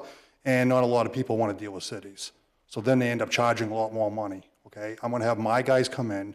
They're going to do a lot more cheaper, because I'm a lot more aggressive, and I give them, millions of dollars of work every single year. I'm going to save the city hundreds of thousands of dollars by doing this, and spending dozens and dozens of my time doing this to help the residents on Skyline Drive. So this is where we think, between me and the city, we can work together a lot better, which is going to help the community a lot better. It's going to save the city of Saco a ton of money. And then, Chair, can I just chime in real quick again? I just want to say I appreciate what Jason is saying in terms of working on it. I want it to be clear that the planning board may require the applicant to extend the sidewalk as you deem necessary. And as I mentioned, it is in the conditions of approval for final plan application. With that being said, the full details of how it will be paid, the cost sharing, that money that Jason's talked about, that has not been confirmed or anything. I think we're still looking at cost estimates of the extent. And I just want to be clear for the record that there has been no official agreement between the applicant and the city in terms of how the sidewalks will be completed, because we don't know the full extent at this point. So what I want to just clarify is that there's, it's on the planning board to say for the site, the extent of the sidewalk that they require. As if there will be a partnership between the city and the applicant, I don't have that information for you right now, and it's not, part of the application packet, because we just don't have that right now. But I do want to say we've had preliminary conversations with the applicant, and I believe that the condition of approval listed here speaks to a lot of the, location, extent, connections, if you were to, approve the preliminary tonight. But I just want to be absolutely clear that there's been, we've had preliminary conversations with the applicant, but there's no, cost-sharing agreement process. We haven't, of how it's going to get done at this time. So talking about, monies from previous, the city does not know at this time if those funds could be utilized right now. So we're just in the preliminary stages of that conversation. But as for the application in front of you, it's, to what Jeff is asking, does it respond to those safety concerns? That's all I just wanted to add and clarify. so I guess to help you answer the question, I will get some sort of agreement or something with Public Works. If that helps ease your mind on that, Jeff? Well, quite honestly, I think at this point it's late. We've all been here, but we want to get some forward progress. At the very least, I think there have been 2 or 3 or 4 additional conditions that we've kind of talked about. Maybe we should work at amending the draft, and even if we don't move on it. At least we've got kind of all those thoughts onto a new draft. Madam Chair, if you think it's appropriate. Well, we still have a public hearing open, so we should decide what to do about the public hearing. Are there any other members of the public, excuse me, who would like to speak?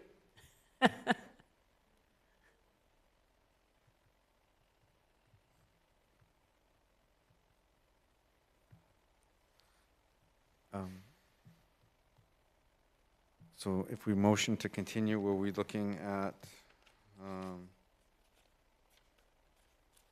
February 3rd? I think we're looking at February 3rd because the next 2 dates are full. I guess just as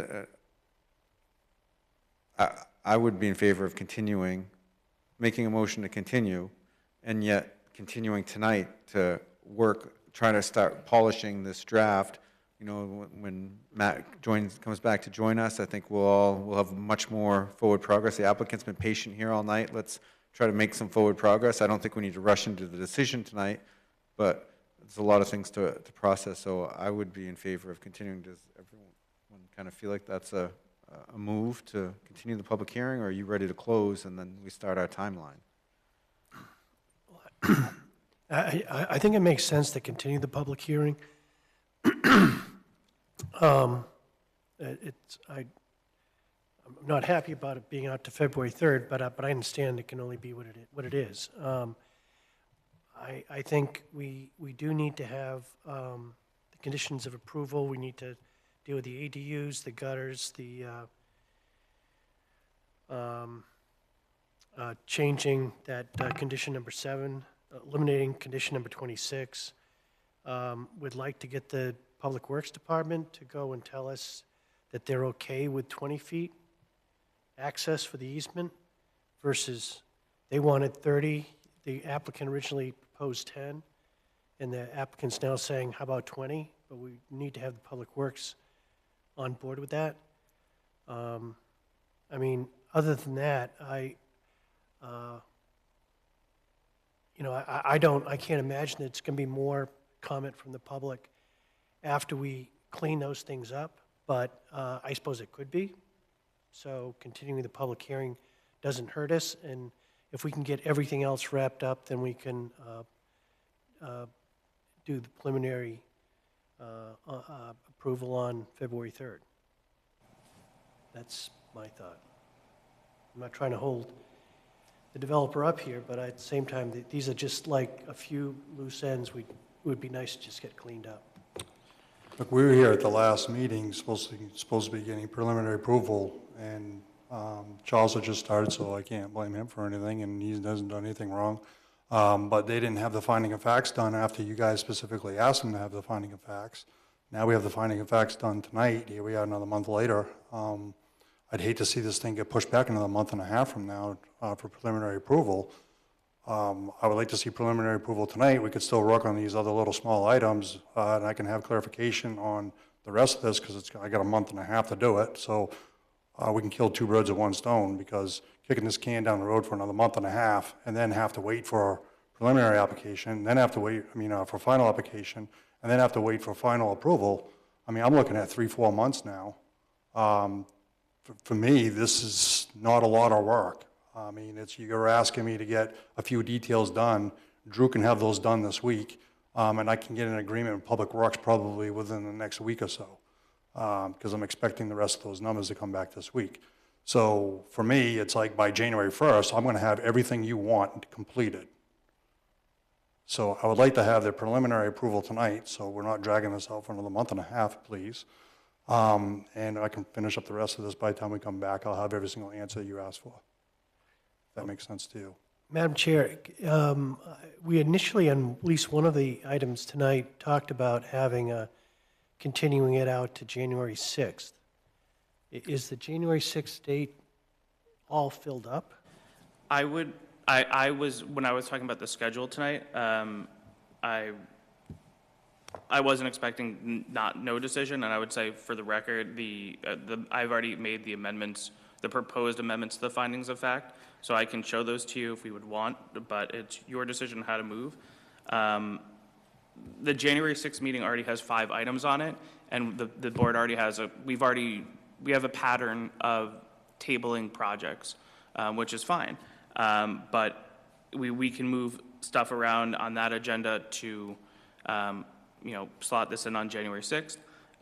We can look at making those changes. So if we wanted to, we could push other things back to January 20th. There's some flexibility within the agenda. So I'd be supportive of January 6th, and then we can amend it, or we can look at the findings tonight. I have the changes proposed. We were asking the board to make a couple of findings as well as part of this. And I know Jeff still wanted to talk about the fence, so I would like some clarity on that before we leave tonight as well.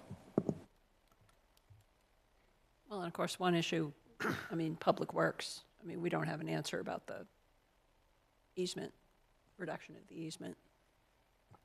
So I personally would be in favor of polishing up what we can and then seeing if we have everything all lined up on January 6th. Drew has a different opinion. I would just note on the easement, we're proposing 20 feet because we think it's reasonable. If Public Works says it needs to be 30, we'll change it. It doesn't change the layout of the subdivision at all. It's just going to move the line I have drawn on a few different 5 feet out in each direction. So I don't know, I guess for the substance of the application, it's literally just changing 2 lines on it. I'm happy to do that and coordinate that with Public Works before our final subdivision. Obviously, with a final subdivision application, you'll have the opportunity for completeness. And these are all items that Jason and I can easily work on before we submit for that. So it's all cleaned up for the board's review. I guess from Jason's point of view, it's another delay of 2 or 3 months for a few little items that we feel like can easily be negotiated or discussed with the board during final subdivision. Obviously, this doesn't grant us any approval to start any construction yet. We understand that. So I think it's just trying to move the process forward a little bit. So I don't want to minimize the city engineer's comments on the easements. I totally understand that. I just want to have a discussion with them. It's been unfortunate we haven't been able to connect since. And again, it's just literally moving a couple lines on a plan. So it's not going to change the substance of the actual application.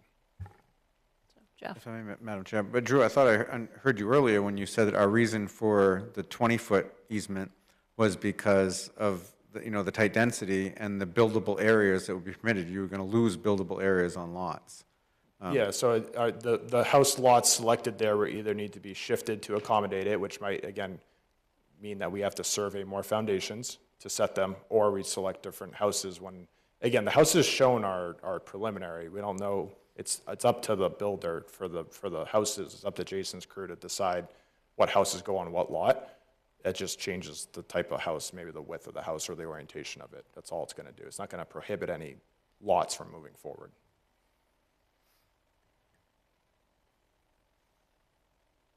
Oh, would someone like to make a motion to have some resolution? Right now, we still have a public hearing open. I'm not seeing other members of the well, Kelly has your hand up. Everyone's already spoken, so if you want to come back up.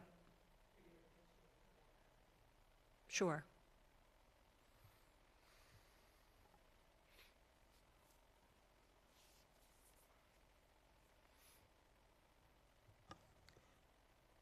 Kelly Archer, 185 Bradley Street. Upon hearing this new information, I have reviewed the hard file. Anytime I come to speak to you, I do review the hard file in the planning department office. And most developers that I've seen come up here, they want to, excuse the word, rush it through. Get to this point, get to this point, get to this point. And I respect that. If I was in their shoes, I'd want the same thing. Let's get that approval and go. My concern of hearing February versus now January, my question to you, and you can ask Jason yourself, does any of this getting to preliminary tonight, getting an approval tonight, because that was his expectation, has anything to do with the purchase and sale with Graver Homes, who is the owner of that property? They do not He doesn't have anything on that property except the purchase and sale right now. Until he gets an approval, then they will go to closing. Is there a rush because the owner of this property, and you know my mistrust in anything that has to do with this property, is that an impetus for pushing this through? And does the owner of this property have any type of continued interest in this after approval?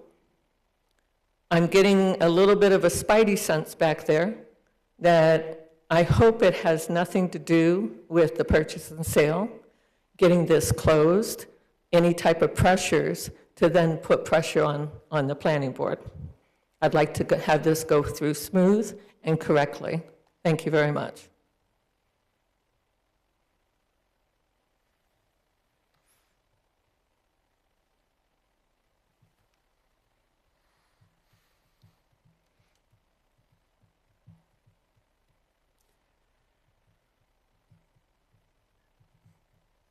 I would note it's 9:45, so we should make some forward progress on something. Whether it's continuing or closing public hearing, what's your pleasure? Madam Chair, I'd be in favor of continuing, and I thought we were shooting for, February 3rd, and I'm not opposed to January, but I don't think we should be bumping other applicants that are there.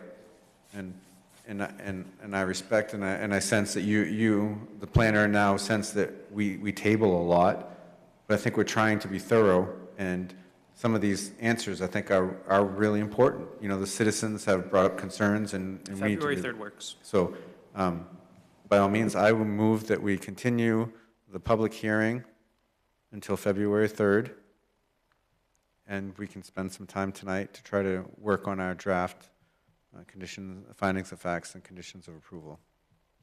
So motion to continue to February 3rd for application review and public hearing. Thanks for the motion, Jeff. Is there a second? I'll second it.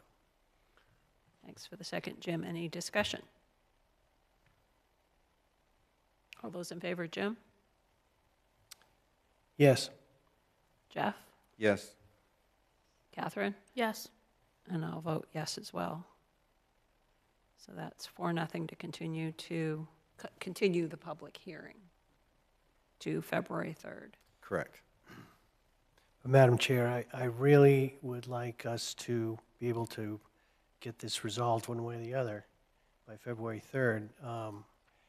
And I certainly understand public comments and the concern that, developers, of course, want to move their projects through quickly. On the other hand, we're down to really just a very few items that need to be resolved here, and I, to be fair to everyone, I don't think we want to drag this along. So I'm hopeful that we can, on February 3rd, be able to run through, not finish the public hearing, but also resolve all these other issues.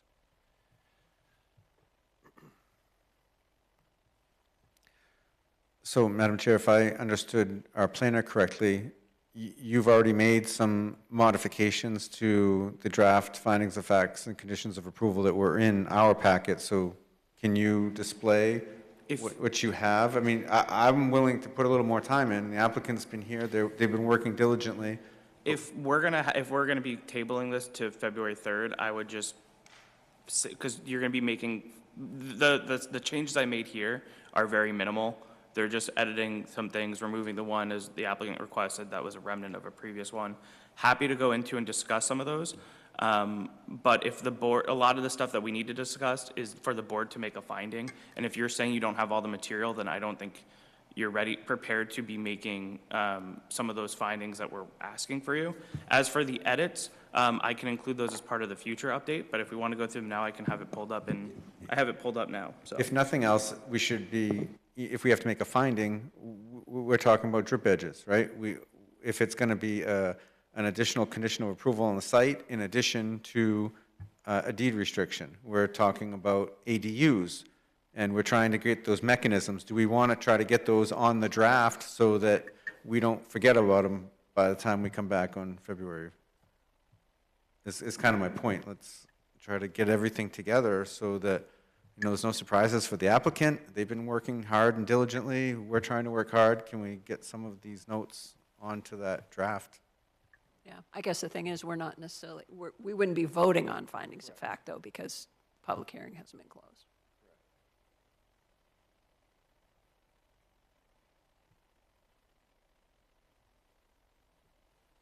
I mean, Charles, if you have them up, maybe we can take a few minutes. I'd really like to be out of here by 10, because it's been a long day for everyone. Some of these items, I mean, these could be done at final. I don't think they necessarily need to be done for preliminary. I mean, if we have a list of, you know, we already have kind of a list already of what you're kind of looking for the final anyway, so we will have those notes and those little changes on the plan. So I think what we're just looking for is just get the findings of facts out of the way for the preliminary approval tonight. And then when we come back for the final, we will have these all little minor changes done before we submit for the final application.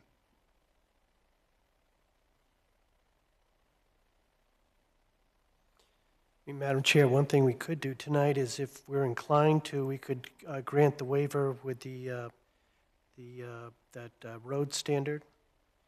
We certainly could get that taken care of tonight, if we're inclined to do so. I move that we. So just a point of order again, you can only make a decision after a public hearing has been closed. That's just I think that's process in the ordinance. So I wouldn't be taking any action with a public hearing still open, including granted waiver. Apologies.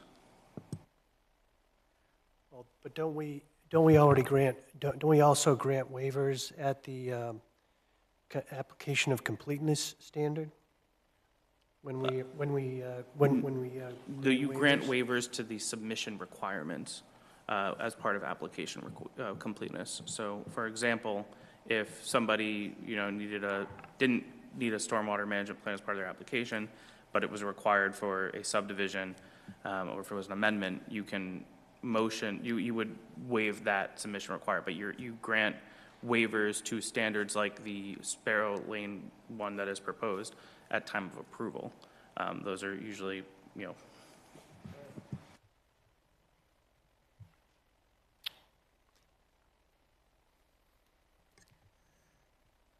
Do we, like I said, I'm trying to get everything onto one list. Do we want to talk about our site walk and the fence?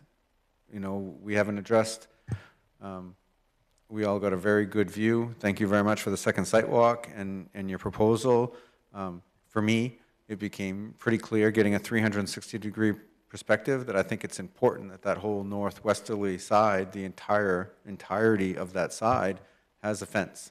I think there are still some pretty substantial fall areas that wouldn't necessarily be protected. That was my view.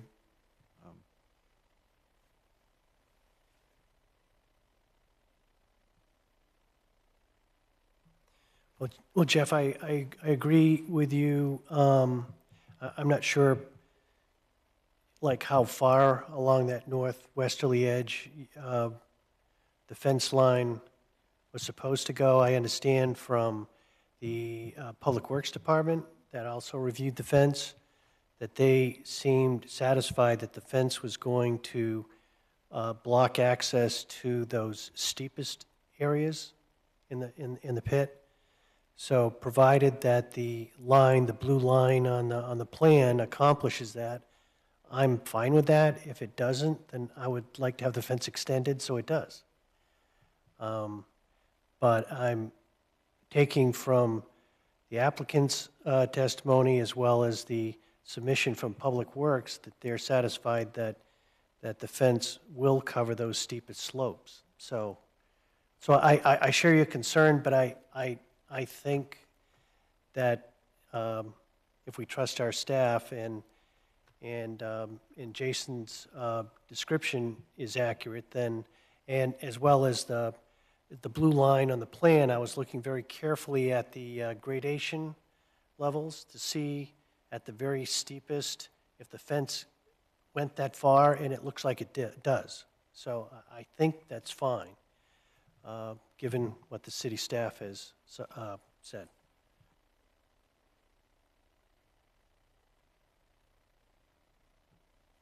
Yeah, I mean, I think I agree with Jim in terms of the fact that it seems like the applicant's idea was make sure that somebody walking along the path doesn't accidentally fall. And the idea that people are going to be bushwhacking into the, into other areas seems a little unlikely, having been there during warmer months. There's certainly not much underbrush now. But yeah, the fact that Public Works has reviewed the fence location and approved it carries a lot of weight with me. I agree that the comments from Parks and Rec and Public Works both seem to support the current plan. I trust their opinion. They've always been very thorough and measured in their response. So I do trust what they say with that. All right, so I'm the minority. I would have just said when you looked at that site walk and, especially on the Lincoln Street end, and they said, hey, this is where the fence ends, and I can see, a full, person's height plus a half or two, that I felt like that's pretty substantial. I mean, I've had the opportunity of taking a fall, and it's not pleasant.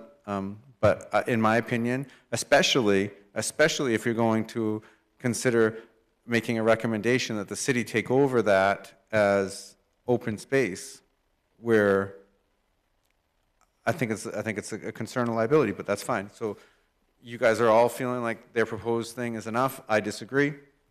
Let's move on to the next item. So we'll leave the existing fence as it is.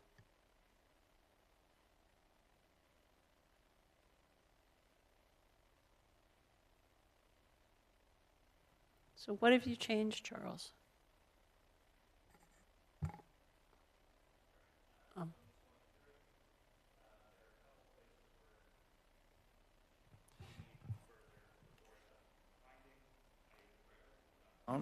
So just real quick, so that was on the mic. The board is asked to make a finding on a couple of these standards, but I don't think if you're looking for more things now, we can talk about this at the next meeting for these to make a finding. For the draft, for the conditions of approval, sorry, I'm just jumping through here. Skimming down, I did. So the first one would be this one. The applicant asked for zoning setback lines, or for the surveys to only be within 5 feet of the setback lines. So I highlighted that here for the board. I haven't made these changes yet. That's for you to discuss, so we'll start there.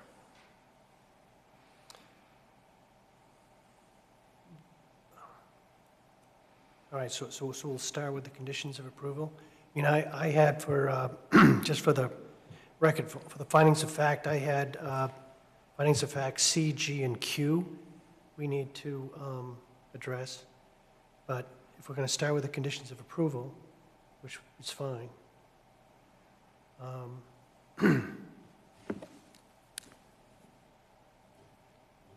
I think from what Drew said, that we could simply add,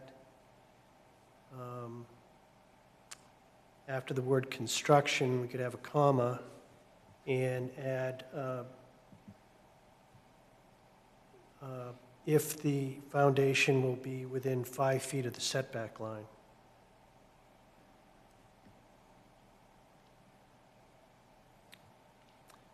So I think that addresses what Drew was saying, and I would suggest we change the condition of approval in that way. Yeah, that's what my notes say too. What was the language again?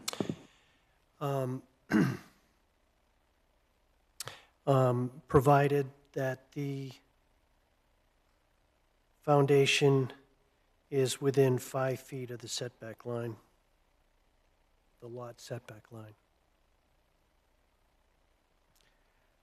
Should we change that provided to if proposed? So if the proposed foundation is going to be within 5 feet of a setback line, then it has to be set by a surveyor, it's not provided, not conditional to. How does this proposed building foundations within 5 feet of a setback? Perfect. Yep, perfect. That's way better than my idea. Yeah. It's like I live re- AI here. I removed 26, just it doesn't. Doesn't apply. Yep. I tried to clean up a lot of these before. So we had talked about two other ones. One about the easements, and then as we started talking about the second one, we were looking, these all relate to a final subdivision plan, which the building permits will reference. So this reads, as part of final subdivision application, the applicant shall submit a final subdivision plan, including, but not limited to, any restrictions or requirements for future building permits and/or site improvements, limitations on additional dwelling units and accessory dwelling units, and any easements on site for review by the city's attorney, planning department, and Department of Public Works. Oh, that's good. Yeah, I think that does well for the Covers it all. ADU. Do we want to have something in there for the drip line filters, the gutters and the drip line filters? I was putting that for, any restrictions on future building permits. We can be more specific. We can add, it's including but not limited to. I respect that, right, in the sense, but you don't need a permit to put a gutter on your house. You just put it on. And I guess my thing with the deed restrictions and the legal opinion for other sites, and it seemed like our two more versed individuals on the board are saying that by having a separate condition of approval, it helps solidify the enforcement capability of the town. So if we literally have something that says, all structures or all dwelling units in the subdivision are not permitted to have gutters unless or not permitted to have gutters over the required drip edge filters, because we wanted to leave, Drew brought up a good point about the door access, right? If it's over an impervious area anyways, I don't know if we need to reference the percentage, the 67 or 70% that he used, but I think we should tie it up and make it one by itself so that it's very clear and enforceable that we're concerned about the drip edge filter. I'll talk to code office and see if we can actually make that a requirement, to actually be required to do a permit to actually require gutters. Yeah, I don't have good language for this right now. I'm happy to I'll ask them about it. I'll take some suggestions from the board, but this kind of relates to that compliance for no gutters, subdivisions. What's the best way for the code to enforce it? What's the best way for the planning board? I'll follow. I put a note here for me, and I wrote it down here, so it's here. It's noted. Follow up with codes. It's all good. We're making forward clarification. Do we have a couple more notes? Number 26, delete. Number 7, change. The easements. That's all I had. ADUs and gutters, no. Can we touch base about the proposed sidewalk language, about the frontage that we're requiring? So I'll pull this up again. So 27. It talks about sidewalks within the subdivision, though. Yeah.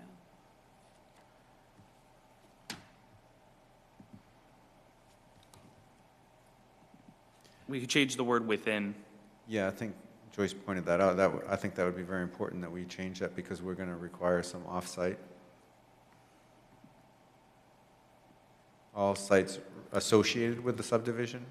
Just say proposed, and then the planning board can discuss whether that extent is enough, and that's part of the review process. And again, I'll take a look at this more, because we might have more information on the sidewalks as part of, by February 3rd.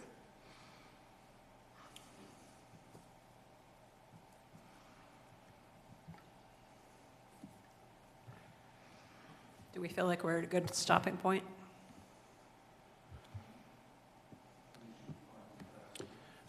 I did have. I'm sure you do. Jim, I think you did also have some questions about C, G, and Q. Yeah, those are in the findings of Findings of fact. fact. And my question was, there were some facts listed under each of those items, and I read them, and they seem to adequately describe why that standard was met. except there was italics at the end saying that we should discuss it. So my contribution to the discussion is I think we could just eliminate the italicized words at the end and instead insert standard is met. Because the preceding sentences adequately provide facts to show that the standard was met. Yeah, so this is a practice of, that Saco has been doing. Normally, I usually do this standard is met for all of these as a draft findings of fact, but the reason this is italicized and asked for the board is because these are more nuanced requirements that, might be perspective, might be mine. So I think the previous history is to put these, and as part of this conversation we have during approval, we would do that. But for example, for like the ones about other laws, it's really, black or white, is it met, is it not? For things like compatibility, what I think is compatible may be different than what the majority of the board agrees, so we try not to. In the future, I think this is a good talking point, especially for me being a newer to your system. I can just put these all as the standard is met, and if you don't like it, you can just tell me. I like it as is, actually, because I think it flags it for us. Yes. Right. I'm not criticizing you, No, I'm Charles, just for asking. that. I just thought that the language prior to that was so spot on that I appreciate you flagging it for us so that we can look at it and think about it and talk about it. But in each of those instances, for those three facts, C, G, and Q, I think the preceding sentences that you used adequately described what I understood to be the appropriate facts that we should find for those standards. So I'll make that change and save us some breath in the future. And that isn't to say that if you really think we need to do much more thinking about it, please put the italicized words back in. I think unless it's black and white, the italicized words are important so that we are reviewing, so that we're not accused of just being led, right? I agree. And if that were to be ever evaluated from an outside review, we took time to actually say, we're finalizing these conditions. We agreed, let's just strike the last sentence because it's met. Okay? Right. We're not rubber stamping. Exactly. And particularly now we're going to get to the point where hopefully Matt will be back, right? And we have different perspectives. I think it's great it's there. And as long as we have all the stuff we wanted to add, we have a good draft. Yeah, and that's why, again, these are labeled draft for that purpose.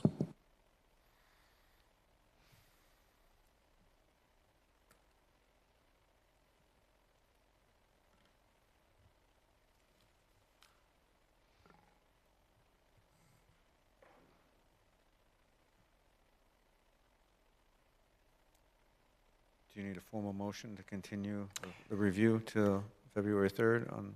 Yes, Madam Chair, I'll move that we continue review of this application on February 3rd, 2026. And I'll second. Okay, we have a motion made by Jim, seconded by Jeff to continue review of this application to February 3rd. Any discussion? All in favor? Jim? Yes. Jeff? Yes. Catherine? Yes. And I'll vote yes as well. So this is continued to review of this application to February 3rd, at which point it looks like we have good, solid findings of fact, conditions of approval to review. But the public hearing, as a reminder, is also continued to that date. So moving forward, agenda item number 7, general correspondence. Do we have any correspondence, Charles? None, no official correspondence tonight. Updates and discussion. Yes, so I do have one, and it's kind of just for my own housekeeping purposes. So January 13th, we have a planning board trading, and I know I sound like a broken record on that matter, but I know that Jeff had requested the legal update on the deed restrictions. Maybe we can get more legal. There was talks about SLOTA training, and I know that that's going to be a very, we do want to talk about procedural, I say we, but Emily, myself, and Matt do want to talk a little about, how's the procedure going, so I don't want to carve out all of our time. And there's a third meeting of the month, but I think it's going to be an important one. But was there anything else that, because it might take a couple of weeks for me to schedule that, get somebody here, get the material ready. Is there anything that the board, wants to discuss here? And we'll send out another email as well. And I think Matt has maybe pinged you about some of this stuff. But just for my preparation, we're going to the holidays. So if there was anything that I didn't mention.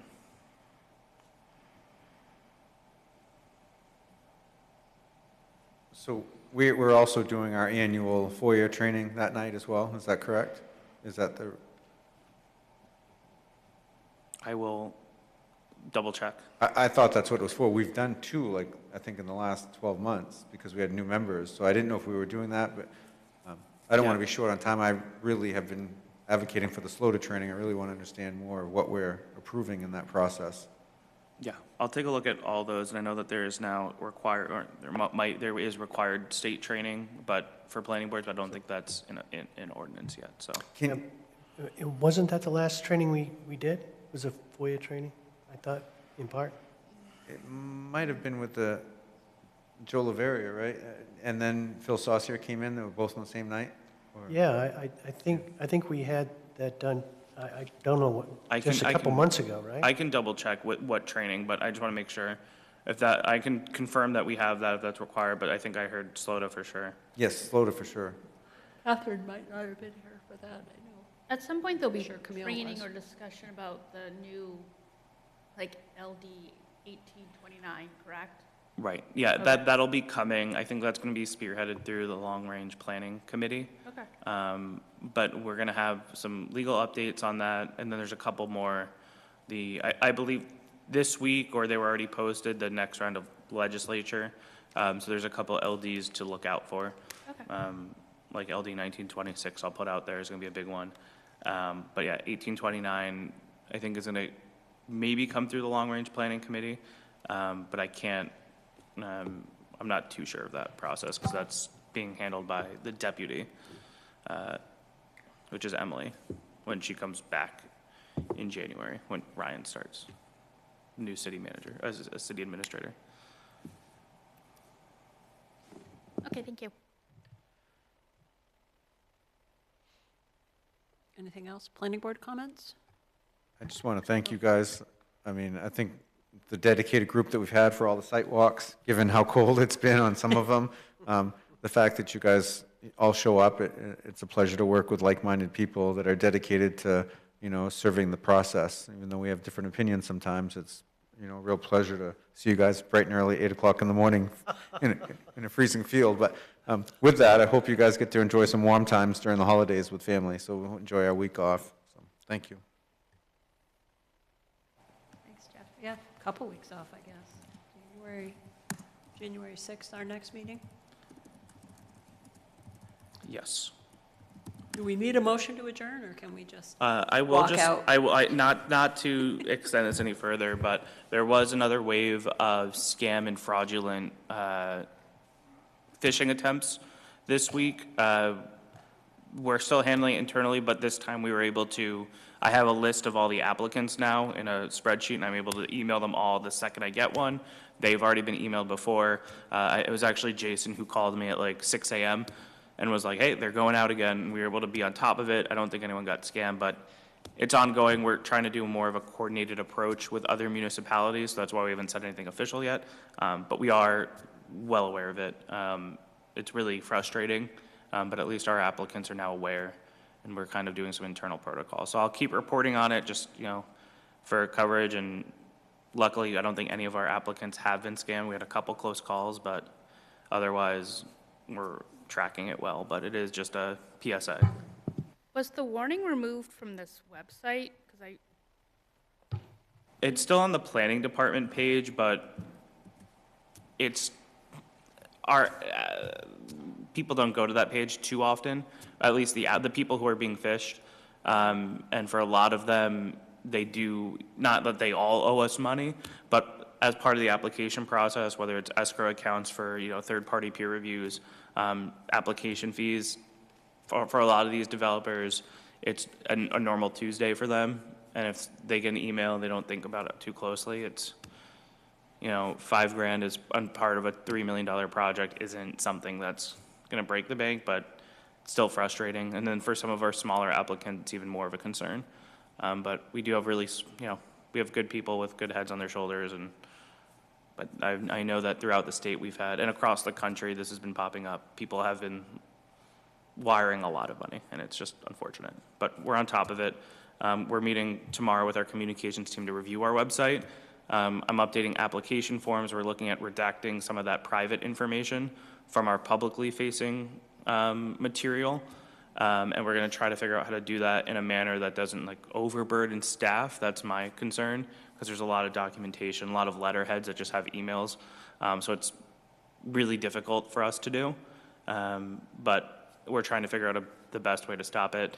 But it's very hard to stop people who are phishing, because it's not just planning departments, it's elders, and it's just a lot of people are scamming, and it's not great.